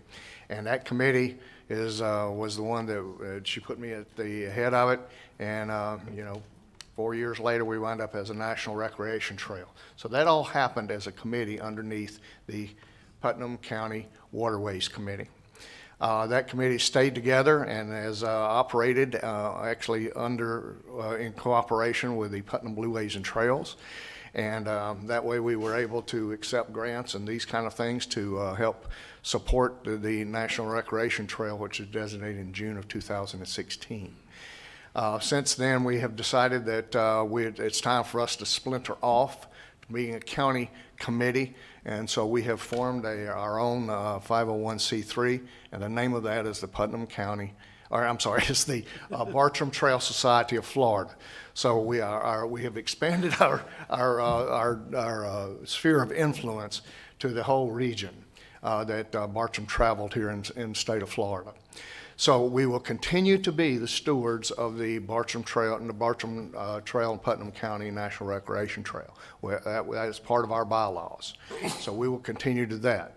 But we also are going to be approaching the other counties up and down the St. Johns River to join with us to develop that. As a result of that effort, Commissioner from Jacksonville by the name of Lori, forget her last name, she came to town. Pardon me? Lori Boyer came to town and met us at the River Center, and she wanted to know about our Bartram National Recreation Trail. And so I told her, and with that, she picked up the phone. She called 2 people in Jacksonville and asked them to come to Palatka to see what we've got going, because they want to do the same thing in Jacksonville. So tomorrow, the executive director of the Tourist Development Council of Jacksonville will be here in town to tour what y'all have created. It's awesome. And so we'll be expanding that. For your information, also, Volusia County has already started theirs. And also, this is really exciting for the group and so forth. And I just want to let you know that that's the transition that has been made. And also be happy to answer any questions that you may have. Thank you, Sam. Any questions? Mr. Chairman, I have a comment. Okay. Commissioner Harvey? You know, we talked earlier about all the people that volunteer in this community, and here's one of the best ones right here, promote Putnam County throughout Florida, and you do. And I just wanted to say to you as a board member up here, thank you for all you do for our county and our region, for everything you do to promote Putnam County. Thank you, sir. You're welcome. Thank you, sir. Thank you, Sam. When will the Bartram Frolic be? Oh, okay, sure. So here are some of the Don't events have that are another coming. 3 minutes. Okay, I understand. Bartram Frolic will be September the 27th this year. Hopefully that's a Saturday, 28th to 27th. And that's when it'll be. And again, we will try to educate another 1,000 second graders here in Putnam County during that period of time. And we will have frolicking and frivolity. So it'll be fun and all of that. And so also on April the 20th is William Bartram's birthday. And so the Bartram Trail Society of Florida is sponsoring a sunset wine cruise in benefit of, or to recognize Mr. Bartram's birthday here in Putnam County. And so you can go to our Facebook page and sign up for that. It'll be packed. Okay? Thank you very much. Thank you so much, Sam. Can I ask one question? Commissioner Rawls? What is grog and how does it fit into the picture? Grog. Well, the frolic was actually established in 1774, last weekend of September. The Indians went to St. Augustine and traded all of their horses for rum. And when they came back to Palatka, they decided to, the local traders here at Spalding's Lower Store down at Stokes Landing wanted to be sure that it was rum, to trade for the goods that they needed to go on the warpath. So They tapped the keg, and 10 days later, they drank all 100 gallons of rum, and that's what William Bartram wrote in his book as the frolic at Spalding's Lower Store. So that's how I got started. So the grog is to honor the frivolity that occurred. If you haven't read the story, it's just awesome. It really is. But I thought it was uniquely Palatka, and so that's why we named it the Bartram Frolic. Okay? Okay. All right. All More right. questions? Good. Thank you, Sam. See y'all. Okay, next speaker, Mr. Douglas Hayes.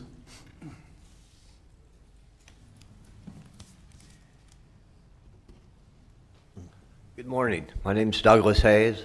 I live at 216 Hilltop Road, Satsuma. I'm here today to inform you of my findings in regards to the concern on the last time I visited you with the dog tags. Turns out that it's $5 for an animal that's been fixed and $7 for an animal that has not been fixed. I've been made aware that there's, last year was $39,000. If we look at a ballpark idea that there's 75,000 people, I know people that have more than one dog, a low number of 60,000 dogs, where's the accountability for the 39,000 when we could possibly have $250,000 or more for revenue? I figured out why. When you go to a brick and mortar veterinarian, they provide the service, and in that process, you get the rabies tag, which is what everybody seems to get, and then it's a separate token for the dog license. My dogs technically are not licensed. I was unaware of it, and I think a lot of citizens are as well. What it's turning out is that when I go to the Dollar General and line up like everybody else for the low-cost shots, which is an outside entity out of DeLand and the surrounding counties, they are not providing that service to draw the revenue for licensing. So I suggest to go to the supervisor of animal control, because it is a logged event for the rabies. Get your population of how many are been vaccinated, look at the difference of the revenue that could be drawn, and then possibly as policymakers to create policy that if you're going to come in from outside county and provide these services, that you have to collect the tax. One of the things would be is that if everybody pays into that tax, we might be able to lower that revenue required. So it's only $3. The other question option two is when we're providing chips for dogs, that in lieu of the token, that could be part of the logged of the tax. Question I have is when we provide animals for free adoption and when they're adopted, are they licensed? Because they may have their rabies shot, but they're not licensed. And that's pretty much it on that topic. While I can consume a little bit more time, I'd like to offer a suggestion in regards to the cadaver pickup.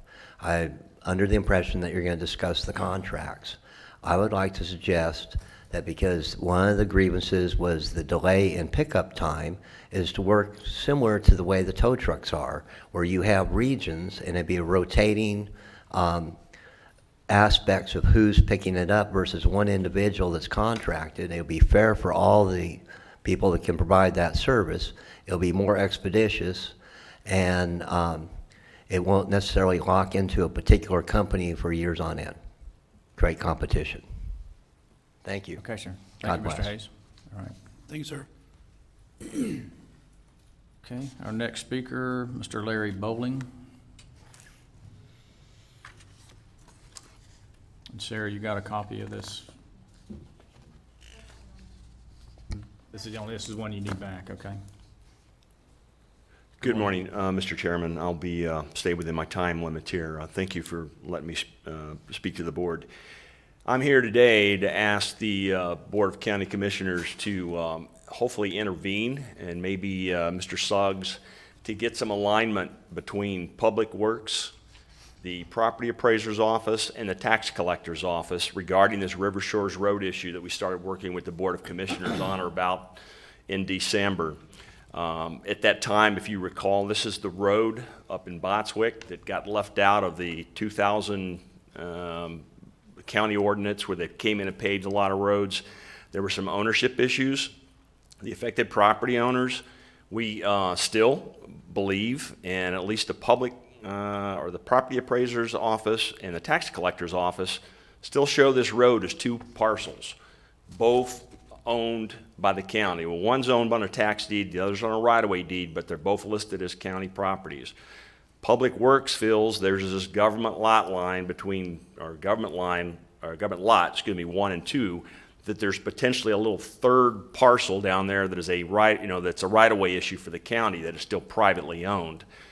And so why I'd like to be here is we're on the schedule for we were trying to get on the transportation workshop this afternoon that was canceled. But we are going to be on back at addressing the issue in April's workshop, and through a data request to Public Works, I've been unable to bring closure on the matter. I was directed to go to the tax collector's office and the property appraiser's office, which I've already been there, and there are no records of this, who owns this orphan parcel, if it is indeed.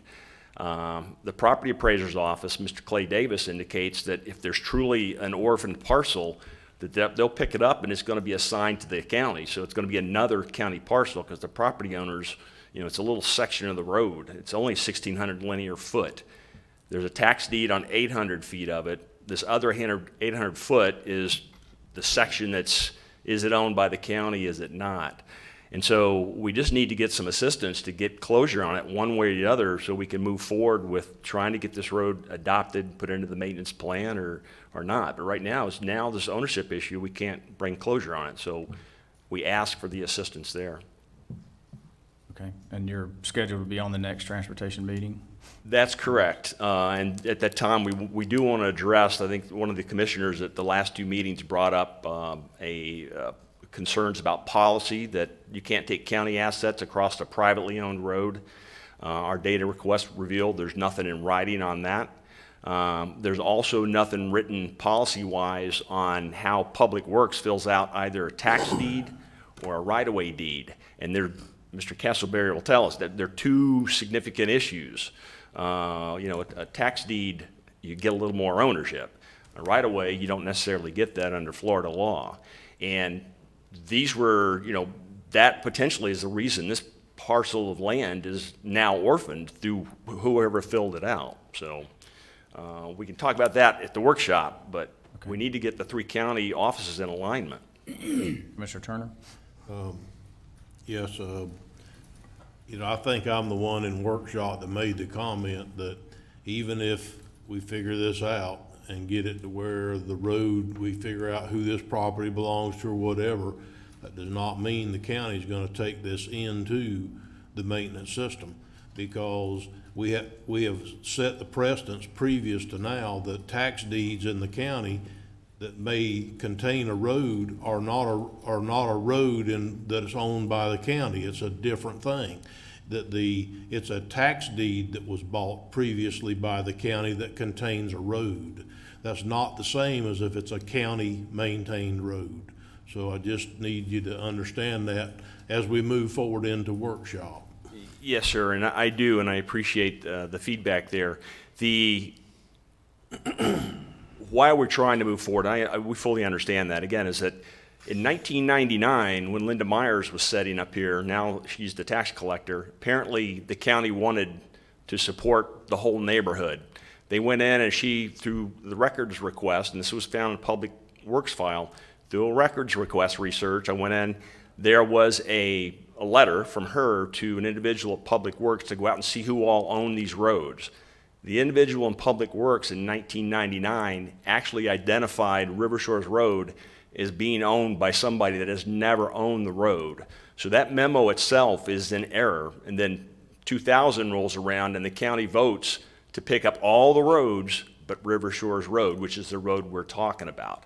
And the ordinance was provided to the staff today. So these are things we can carry over to the workshop, but regardless of where it goes with the road being adopted, we need to get closure on now.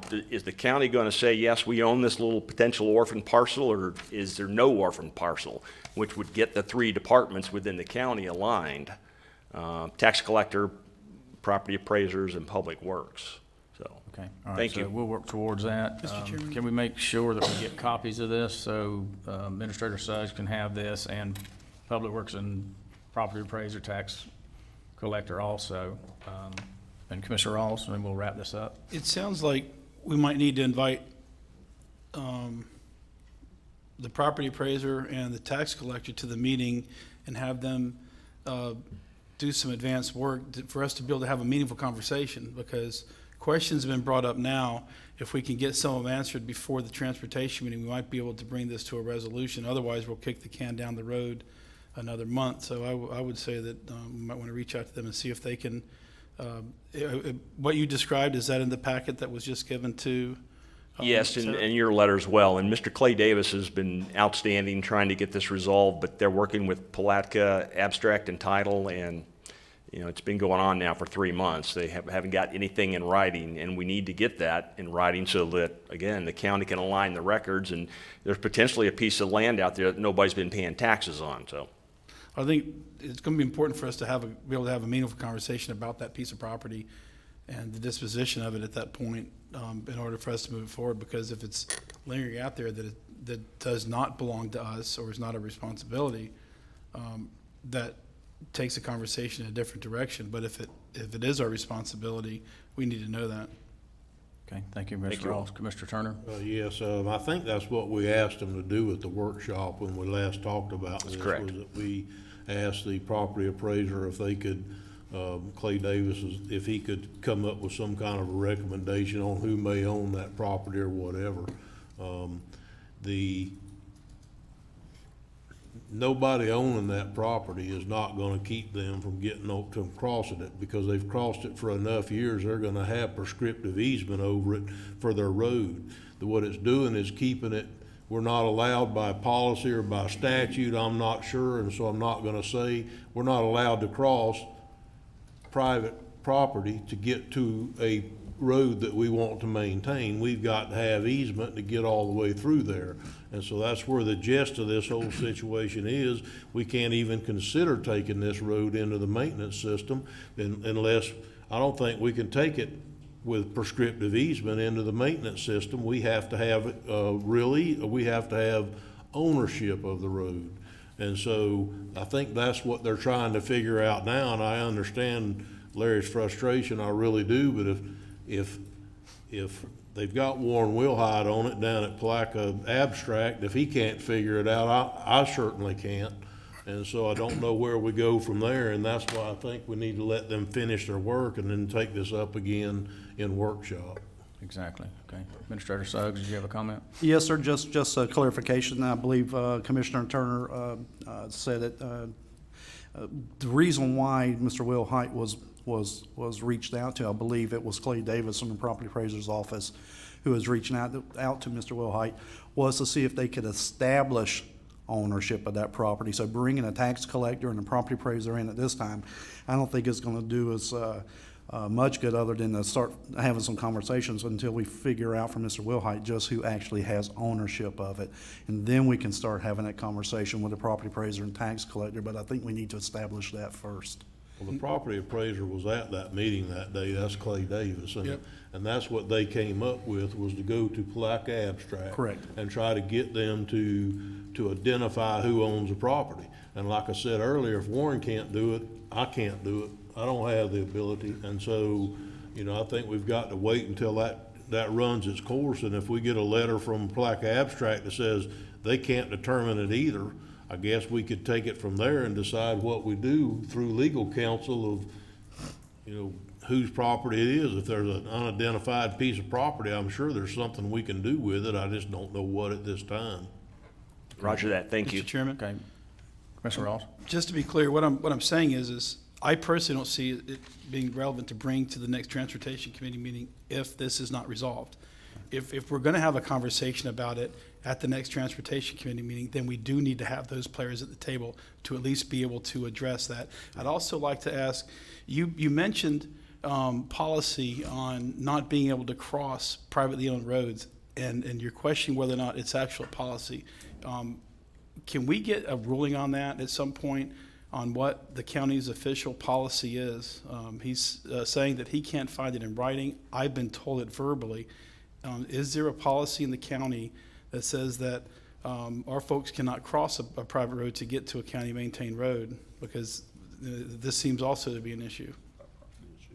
Administrator Suggs, could you reach out to, I guess, tax collector, property appraiser, Warren Wilhite, abstract, like abstract title before, and just see where he is with the decision on this, and maybe get Mr. Castleberry to look at and see if there is policy about crossing private property to get to a county-maintained.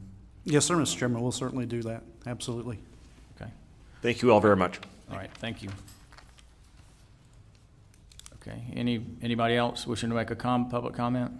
Okay, we'll close the public comment portion of this meeting. We'll move to the consent agenda. Item number 4. Commissioners, any items you wish to pull? And I'll start to my immediate right with Commissioner Goddard. No, sir, I have none. Okay, Commissioner Rawls. I have item B and item F.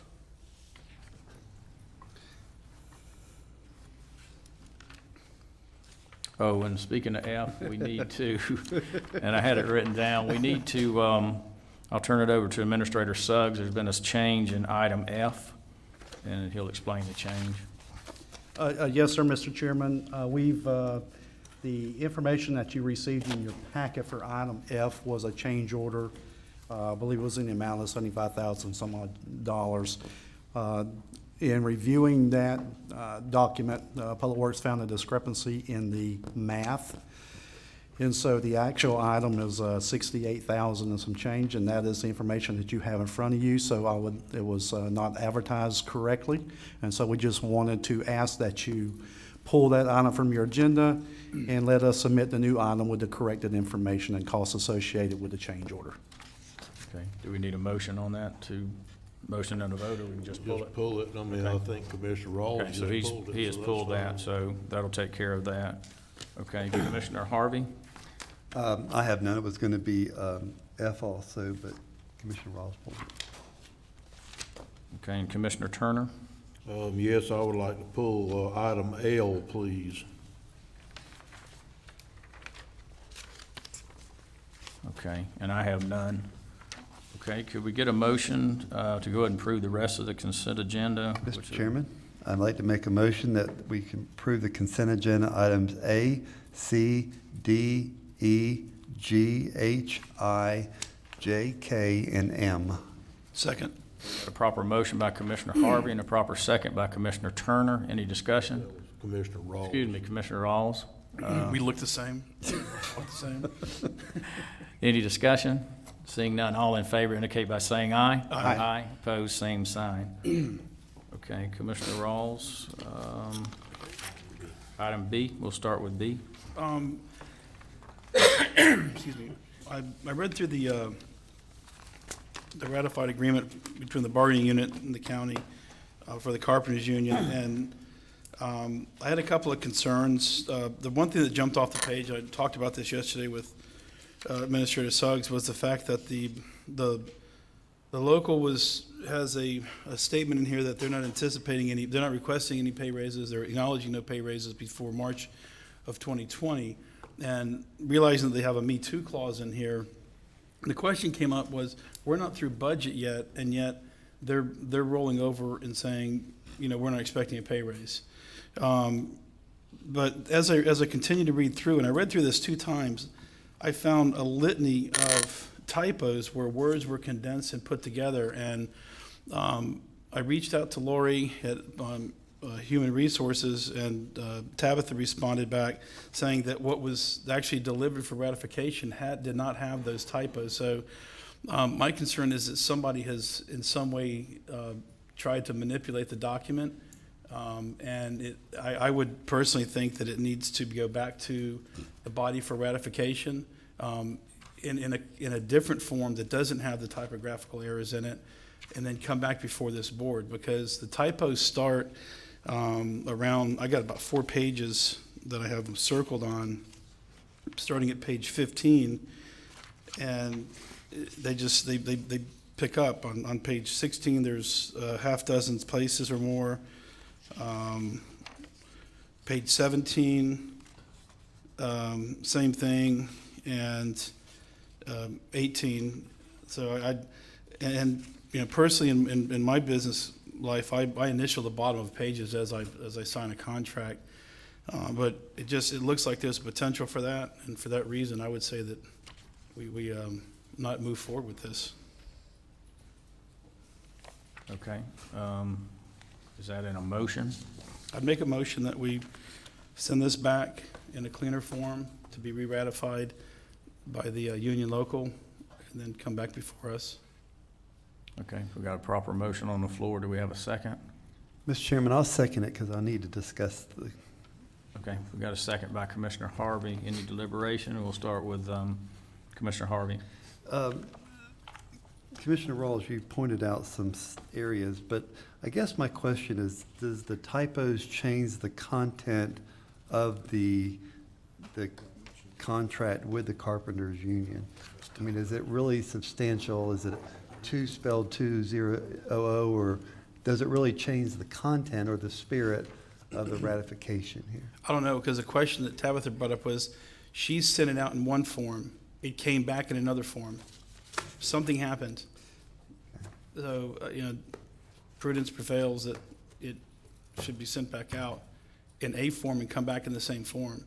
If somebody ran this through a PDF converter to put it into a Word document to add language, that doesn't bode well for us, obviously. So either somebody sits down and read the original document side by side with this one. At this point, you can't do a word count because the page 17, section 1, plan that's not a word, it's 2 words.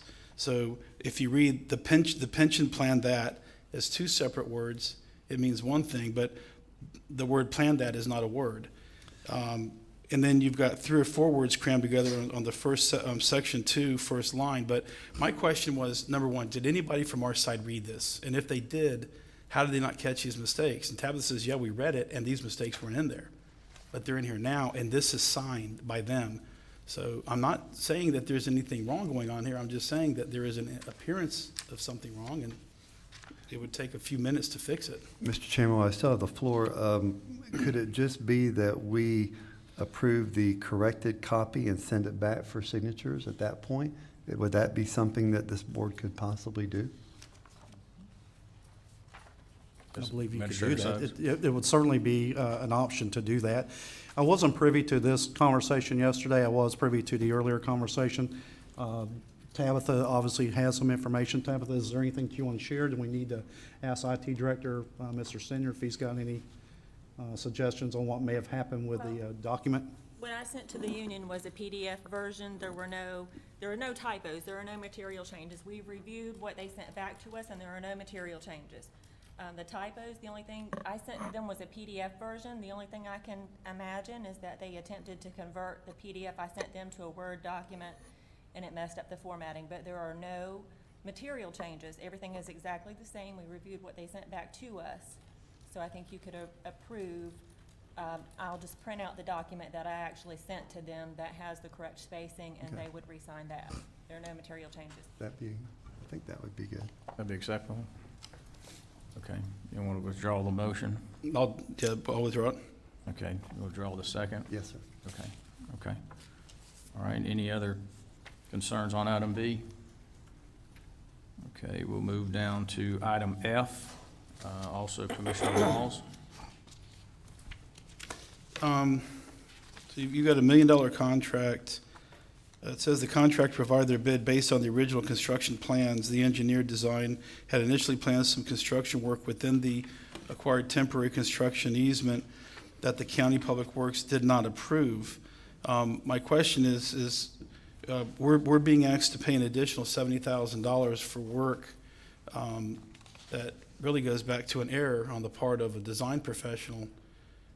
Is that really our responsibility?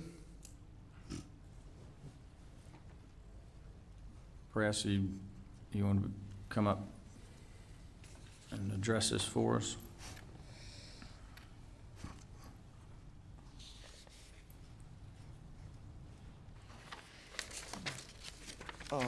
Yes, sir. On the change order, we made a change to the design plans in concurrence with DOT to reduce the amount of impacts on the roadway.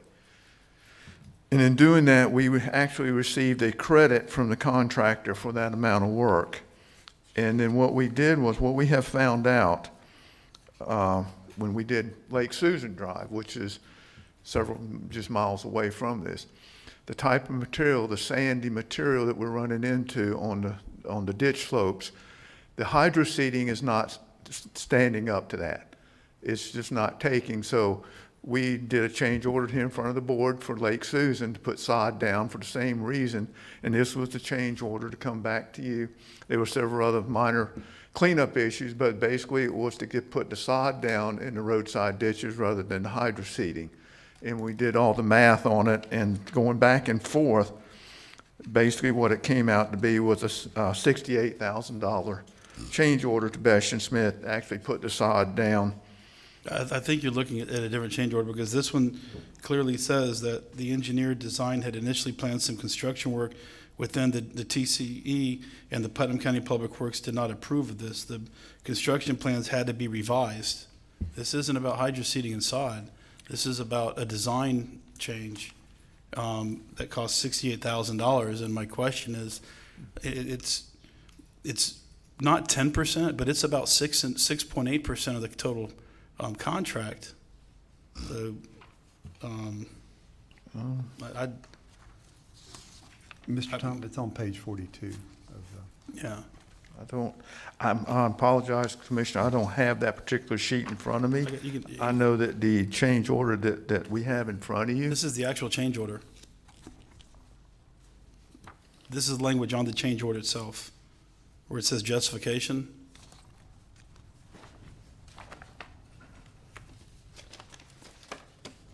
Mr. Chairman, while he's doing that, may I make a comment? Yep, Commissioner Harvey.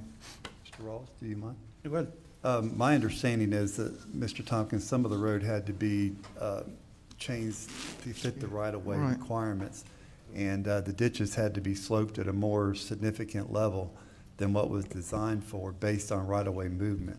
And that's what caused the seeding and mulching not to happen and the sodding to happen. Is that correct? That is partially, and I apologize, I see what you're seeing now. What had happened was, when the original designer did the work, he put on the plans that we were going to acquire a temporary construction easement for some of the slope stabilization. When we realized what had happened in this, we went back and said, we are not going to acquire TCEs. So we went back to DOT, and we were able to lessen up the road footprint. We went from 24 feet to 22 feet, and we're able to bring the ditches in so the TCEs weren't necessary.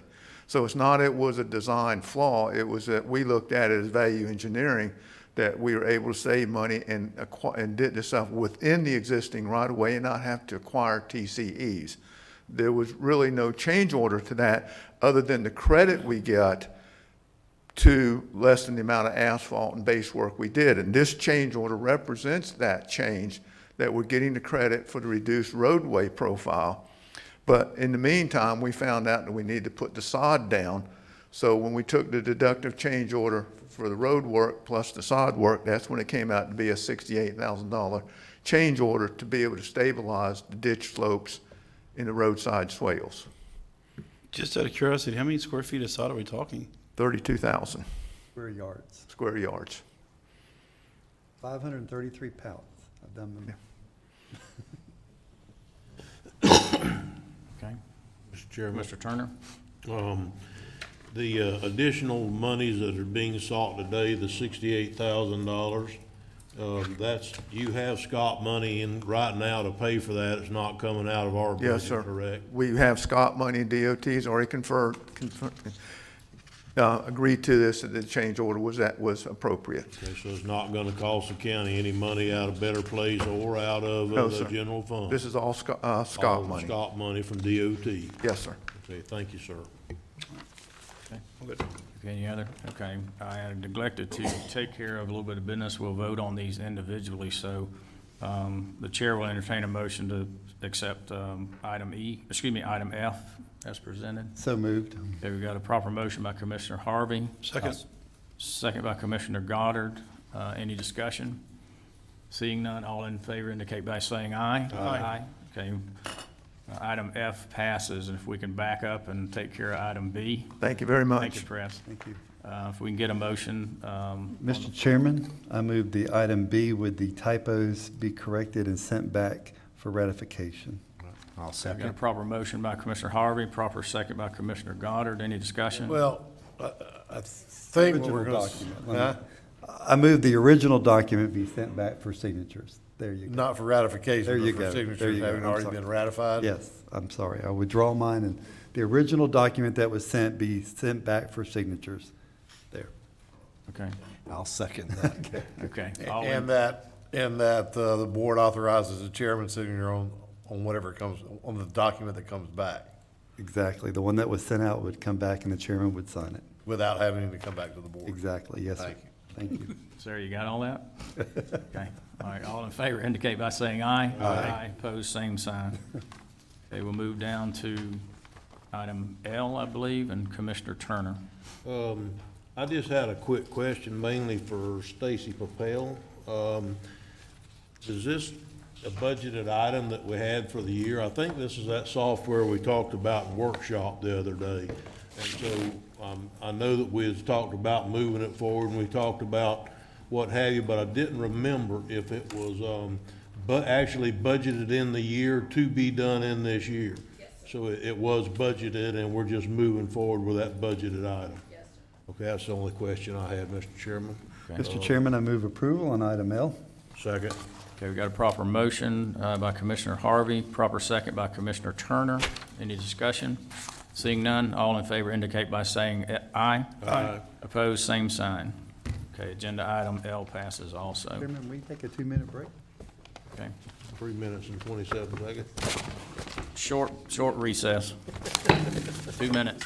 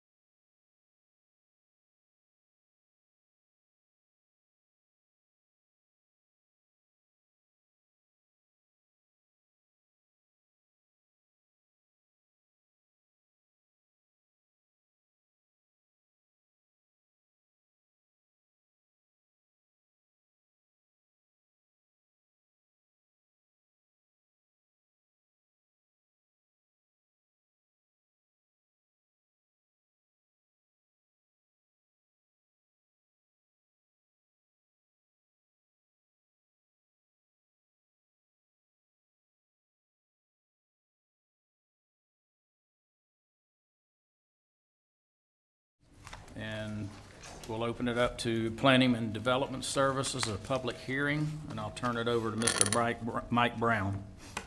Thank you, Commissioner, Mr. Chairman and Commission. Mike Brown, Putnam County Planning and Development Services, case number PUD 18-008. This is an amendment to the existing Renegades on the River Planned Unit Development. The applicants are Donnie and Lisa King. Agent for the applicant is Mr. Thomas DeLuca. And this amendment is to add 1.88 acres to the existing Renegades PUD, increasing the number of allowable RV sites to 20. Future land use of the property is rural center. And again, the zoning for the existing portion of Renegades project is a planned unit development. The added acreage is residential 3. Here's a aerial showing the existing Renegades property and that portion that's being added just to the south. As I indicated, the future land use is rural center. The existing zoning PUD and CR3 for the portion being added to the existing project, and that's the shot of the proposed zoning. Just quick background, this site was originally developed as a fish camp back in 1969 and subsequently rezoned in 1999 to a PUD. There's been numerous amendments over the years. The largest one was in 2013 when it was approved for 33 slip marina, 33 RV sites, rental cabins, restaurant and tiki bar. There was a minor amendment in 2016 which expanded some of the facilities and added other facilities. We look at comprehensive plan consistency for all rezonings, including changes to PUDs. The rural center land use category consists of areas in the county that are focal points for existing and future development. It allows residential uses up to 4 units per acre, allows neighborhood and commercial uses, and also allows activity and resource-based recreational uses and activities. Policy A193B5 of the comp plan allows PUD zoning in any of the future land use categories. Policy B142 requires the county to ensure that no proposed developments receive development approval where traffic from the proposed project will adversely impact or any of the roadways below the operating adopted level of service. This project fronts on County Road 309, and County Road 309 is designated a major collector in the comp plan with an adopted level of service D. The county does have a count station located just north of Georgetown Shortcut Road in the vicinity of the project. That count station from 2018 counts indicates that the road is operating at acceptable level of service both in the PM peak hour and on a daily basis. Doing an analysis of the additional 20 new RV sites that could be developed, that would not adversely impact the road, County Road 309 below the or drop it below the approved or adopted level of service. In looking at the subsection 40202A of the Land Development Code, which addresses planned unit developments and requires all planned unit development rezoning to present evidence that rezoning to BUD is justified by one or more of the following. You could look at the 3 there for brevity, and I will not deal with each one specifically. But in looking at those, the property encompassing the existing renegades on the river was rezoned to PUD in 1999. And again, there have been numerous subsequent amendments to the PUD over the years. Staff finds that the proposed amendment to add 1.88 acres and additional 20 RV sites does prove that the county, with the original PUD approval, has decided that the PUD is justified at this location. Section 40202B of the Land Development Code has 8 criteria that each PUD must meet. During the Planning Commission meeting held on February 13th, 2019, they reviewed each of those 8 criteria against the proposed change. The Planning Commission found that the proposed amendment meets all 8 of those criteria that are identified in the Land Development Code for planned unit developments. The Planning Commission did have one recommendation, which has been incorporated into the plan, and that was to move the new internal road that was going to be tied with the new RV sites, to locate that between the new RV sites and the existing residential development to the south, providing a little more buffer area. The applicant has complied with that, and that new site plan is incorporated in the ordinance. There is a PUD agreement, as with all planned unit developments. Just to highlight the changes, it would add the 1.88 acres to the PUD, add approvals for up to an additional 20 RV sites, add a 6th phase of development, which would incorporate that new area, set a new build-out date for 2020, and then there were numerous updated references to the Land Development Code. Findings and recommendation. The applicant has presented evidence that the rezoning to PUD is justified. The proposed amendment and development is consistent with the future land use designation, is compatible with the existing land uses in the area, and is consistent with the requirements of the PUD zoning and consistent with comprehensive plan goals, objectives, and policies. The Planning Commission recommends approval of the request to rezone 1.88 acres of property from R3 to PUD and amend the existing renegades on the river PUD to add the acreage, along with an additional 20 RV sites and 13 parking sites. The basis for this recommendation is that the proposed development is consistent with the requirements of the PUD zoning, consistent with the future land use designation, and consistent with other comprehensive plan objectives, policies, and goals. There's a quick overview of the site plan, again, as revised with the new road moved to the southern boundary. Do you have any questions of staff at this point? I have, Mr. Chairman. Okay. All right, Commissioner Turner? Mike, if we approve this today, if the commission approves this today, do we approve it in its current form, or do we approve it after it goes through DRC? Didn't you state in the comments here that it was going to go through development review? It has gone through DRC. Has gone through? Yes, I have. Okay, and the Development Review Committee felt that it was better to have an additional driveway or additional curb cut to 309? Yeah, they did not, that issue was not raised by DRC committees, by anybody on DRC, so I would assume that since it wasn't raised, it was not an issue.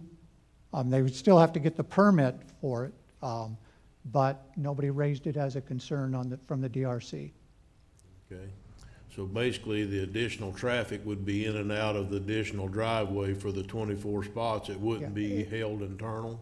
Yeah, I mean, the way it's situated, those 20 new sites, the maximum of 22 would utilize that the new driveway. The rest of the project would utilize the existing access. Maybe some of those might use that internal road because it will be connected, but it'll primarily for those 20 new sites. Okay, all right, so it has gone through DRC? Yes. All right, thank you, Mr. Chairman. Commissioner Harvey? Thank you, Mr. Chairman. Mr. Brown, the road, the new road on the south side of the property, I know that's not the only buffer to the residential area. No. There seems to be a green space right there. Yeah, But I don't know the feet of that green space and what There- what is the In vegetation? the land development code, or in the PUD agreement, there's a minimum of 10 foot, and it actually says 10-foot opaque buffer. So it either could be vegetation, more likely will be a fence, and then an additional 10 feet with vegetation buffering that. Thank you, sir. Thank you, Mr. Chairman. Okay. Any other questions of staff? Mr. Rawls? Okay, is the representative for the applicant here? Would you like to make any comments? No. Okay, all right, so you know. Okay, Mr. Chairman? This is quasi-judicial. We need to open a public hearing. right, okay. Is this quasi judicial? Yes, sir. Yes. Do we need to, okay, after that, we'll disclose any contact? Okay. At this point, I'd like to open up the public comment portion of this hearing. Any individual wishing to speak for or against this, please come forward. Okay, seeing none, we'll close the public comment portion of this meeting. And do we have to declare? Yes, it's quasi-judicial proceeding. You need to declare any ex parte communications or site visits that you've had. Just make it part of the record. There's nothing wrong with doing that as long as it's disclosed and made part of the record. Okay, we'll start with Commissioner Harvey. I've had none, sir. Commissioner Turner. I've had none. Commissioner Goddard. I've had a site visit, but it won't make any bearing on my decision. Okay, Commissioner Rawls. I've had a site visit, and I needed to declare a conflict of interest. I work with the engineering group that's designed this. So I'll be abstaining from the vote. Okay. All right, you got that on the record. And I have had contact with two of the planning commission members, and I also spoke with the applicant this morning, so it will not affect my decision. So, okay, any other questions of staff? Mr. Okay. Chairman, I think we're ready for a motion now. Yep, ready for a motion. I move that having found this consistent with a comprehensive plan and the land use, that we approve case number PUD 18-008. I second. Okay, we got a proper motion by Commissioner Turner. We got a proper second by Commissioner Harvey. Any further discussion? All in favor indicate by saying aye. Aye. Aye. Opposed, same sign. Okay. Motion passes. PUD 18-008. 4-4, and Commissioner Rawls dissenting because of a conflict. Recusing. Recusing, okay. Recusing because of a conflict. Okay, thank you very much. Good luck with the project, and thank you, Mike Brown. Okay, we'll move on. Mr. Tim Smith is in Tallahassee today, and Susan Franks has already left, so we'll move down to appointments. Any appointments by Commissioner Harvey? No, sir. Mr. Turner? Mr. Chairman, I have a conversation that I need to have with everybody concerning appointments and see if I can, Tabitha may have to help me with this, but if I'm understanding this correctly, we have on the Parks and Recreation Committee, we have an appointment that Gay Esperson could fill, but we also have that's going to come up at the next meeting if it hasn't already happened. She also serves on the Waterways and Trails Committee, but she serves in the Waterway and Trails Committee as a District 5 representative, even though, because back in those days, you didn't have to live in the area, you just had to be appointed by that district commissioner, but you didn't have to live. And then on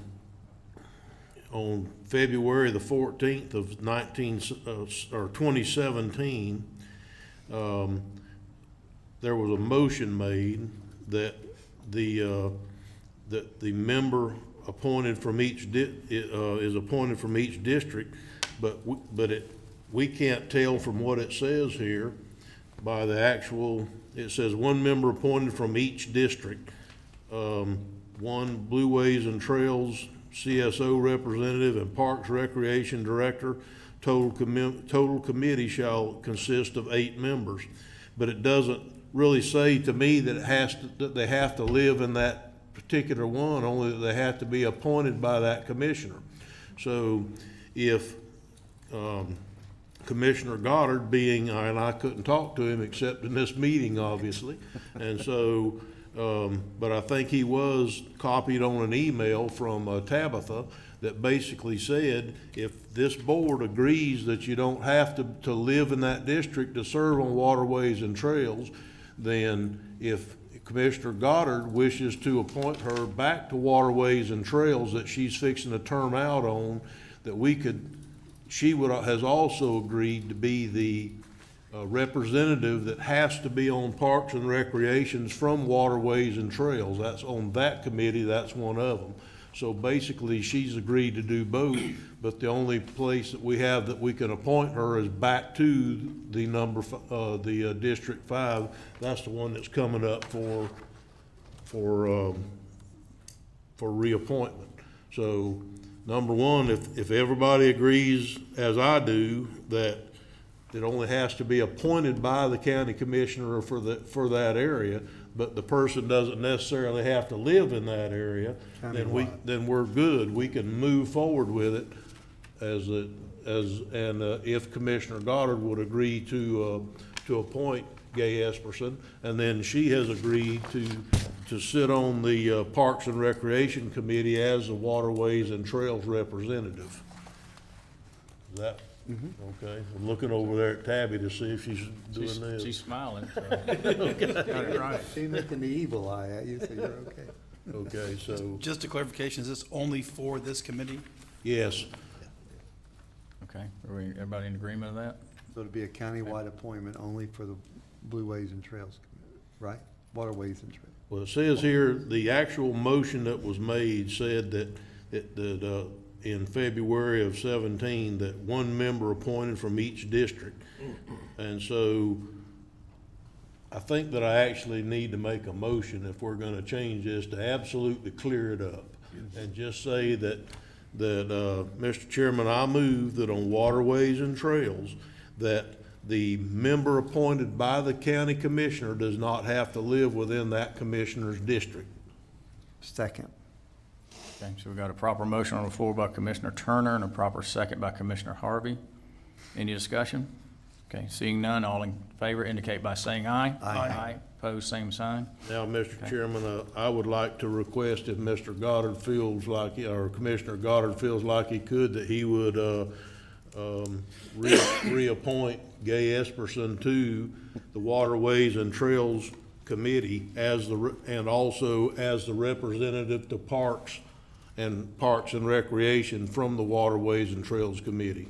Absolutely, yes. I would like to, I would like to have Gay Epperson be on the Waterways and Trail Committees and be back on the Parks and Recs Advisory Committee. Now, does that need to go up for a motion, or is that just? I don't think so. I think that's all I had to do. Because it's your appointment. If it was an at-large position, it would, but I don't think it has to as your appointment. And so, and I think that's all I have for today, Mr. Chairman, and then, What does that do for District 3?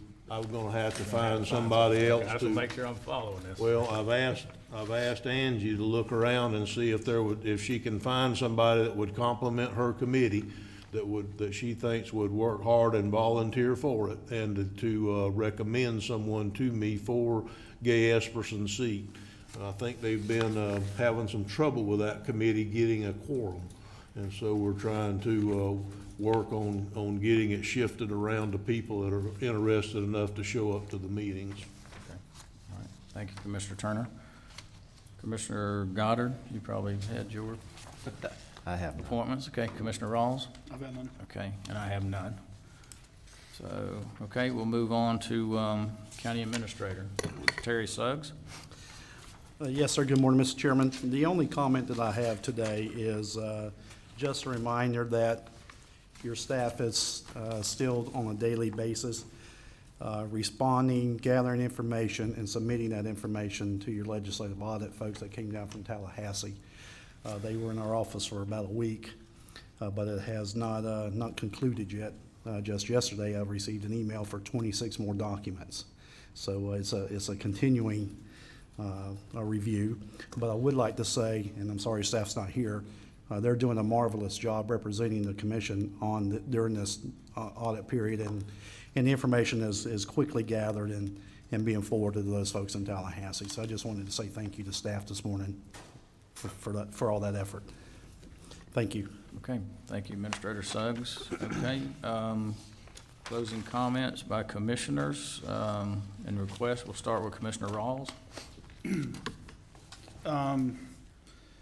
Still looking to get involved in the budget process, or we're looking into April right now, and I know we're going to be working with the folks in Tallahassee over the next month or so, but I'd like to see us get involved in the budget process sooner than later. Strategic planning, haven't heard anything else about that. I've been pushing for that since December.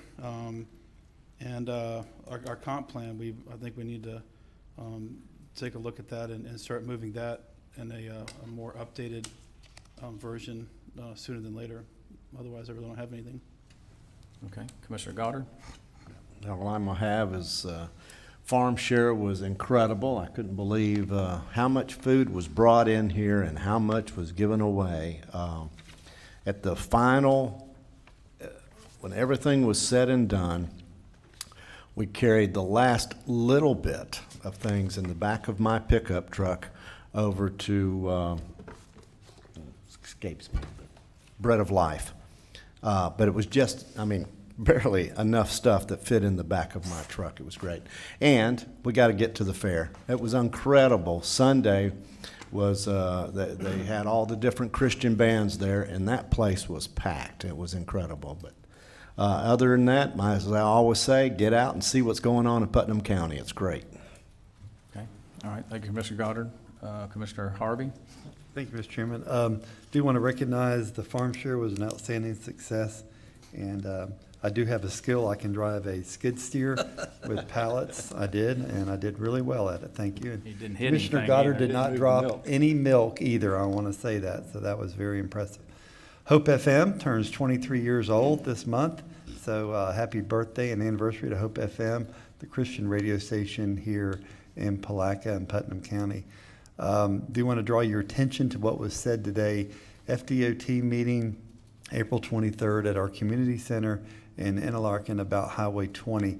That is an $80 million project coming from Hawthorne to 315 in Interlaken. It's been Huey Hawkins, Kelly Smith, Bill Henderson, and myself and the Mayor Lyles in 1991 walked that property and discussed that with DOT about the changes that could be made. That's how long some of these projects take. And I remind you that Larry Pritchett, when he was in in college at University of Florida, said he would vote for Sid Martin if Sid would promise to pave 20 from Gainesville to Palatka. So we all know that, Mr. Pritchett had a wonderful career in Putnam County, retired, long since retired, and finally this is the last leg of that promise that was made many, many years ago. And we all get frustrated with government taking so long, but there is a huge cost, and this is going to benefit Putnam County very well. And on that note, I'll end with Federal Point this coming Saturday. See you there if you can be there, and we look forward to that. Thank you very much.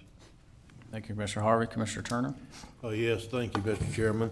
I also would like to start with Federal Point and St. Paul's Episcopal Church. We did the resolution today.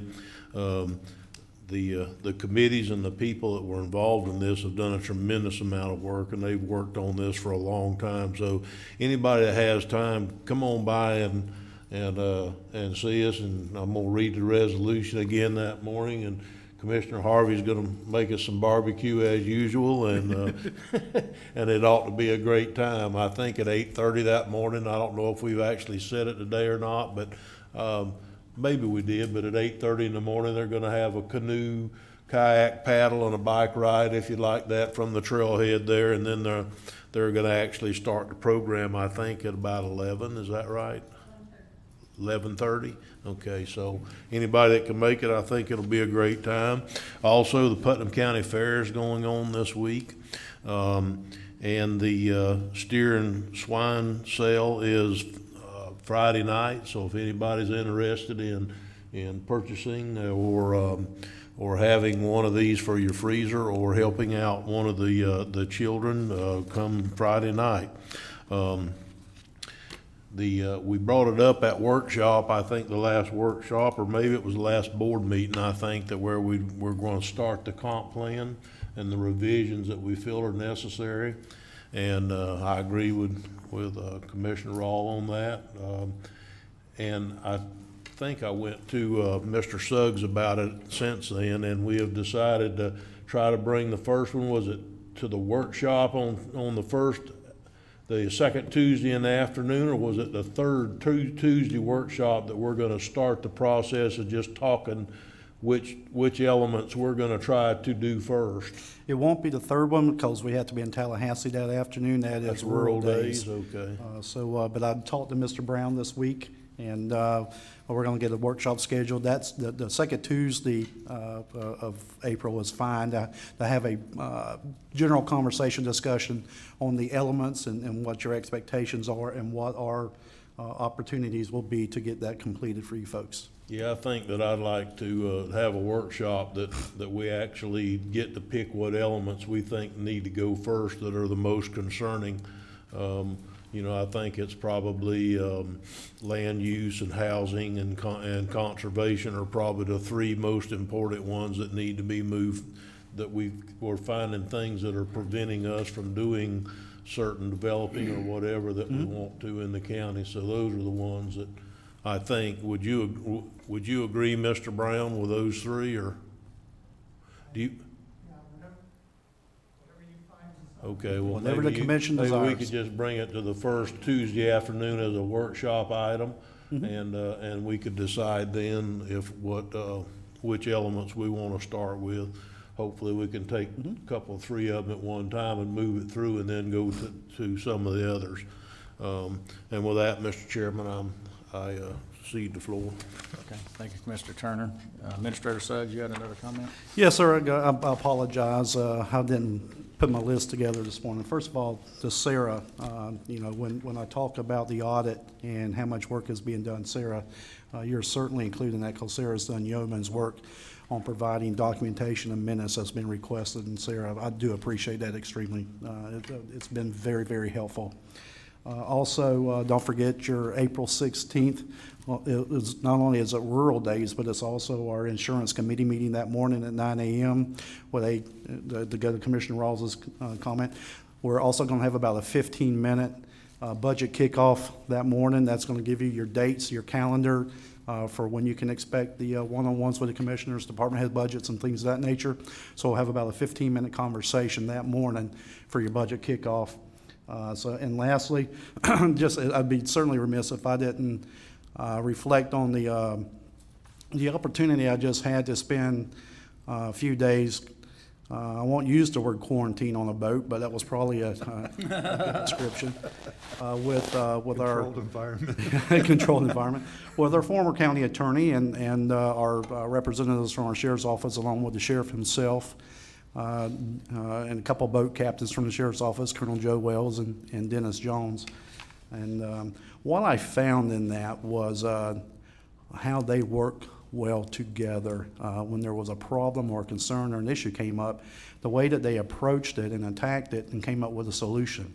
And so I got to witness that for 3 days. And I'm going to tell you that Putnam County is in great hands with Sheriff Gator Deloach and his staff. And I was very proud to be able to do that with them. But I'm more proud of the fact that I get to serve with them every day. And I'm sorry they're not here today, but it's their approach to how to handle a problem to find a solution is just amazing. I really appreciate them and wanted to share that this morning with my commissioners. Okay. Thank you. Glad you made it back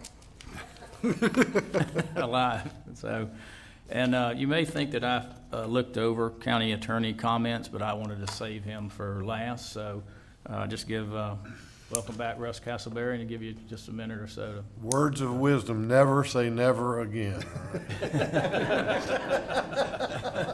And for the record, the interim county attorney is the law firm of Holmes and Young. It's not Russell D. Castleberry.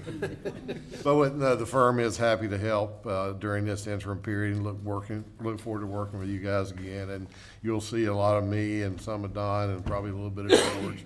But we'll try to maintain some continuity. We're still talking about how to divide it up. I'm trying to talk about that. I'm not getting much response out of them about talking about it. Anyway, we're happy to be here and help you out. Okay. Thank you very much. Just a couple of comments. I will add on the farm share. That was a neat event, and want to thank Representative Payne and Senator Perry and their staffs for arranging that, and then all the volunteers. All the commissioners were there, a lot of staff. Buddy, what did they hand out? Over 300 families, very needed families, and they were very appreciative of the food that they got. It was kind of cool. I did have a jacket on. Commissioner Turner came up to me after I'd been about 15 minutes, said if I'd work harder, I'd warm up and wouldn't have to wear my jacket. But anyway, and next week, the 41st annual Catfish Festival in Crescent City, sponsored by the Crescent City Rotary Club. Friday, April 5th, it starts at 5 p.m. with a gospel sing, and then a Hispanic group will come on at 8 o'clock, and there'll be food products offered there. And then from 9 to 4 o'clock Saturday, and you can come down and get the world-famous Uncle Buck's swamp cabbage. We'll be cutting swamp cabbage next Wednesday, and I believe Commissioner Goddard is going to come with me to help with that event. So we're looking forward to that event in Crescent City.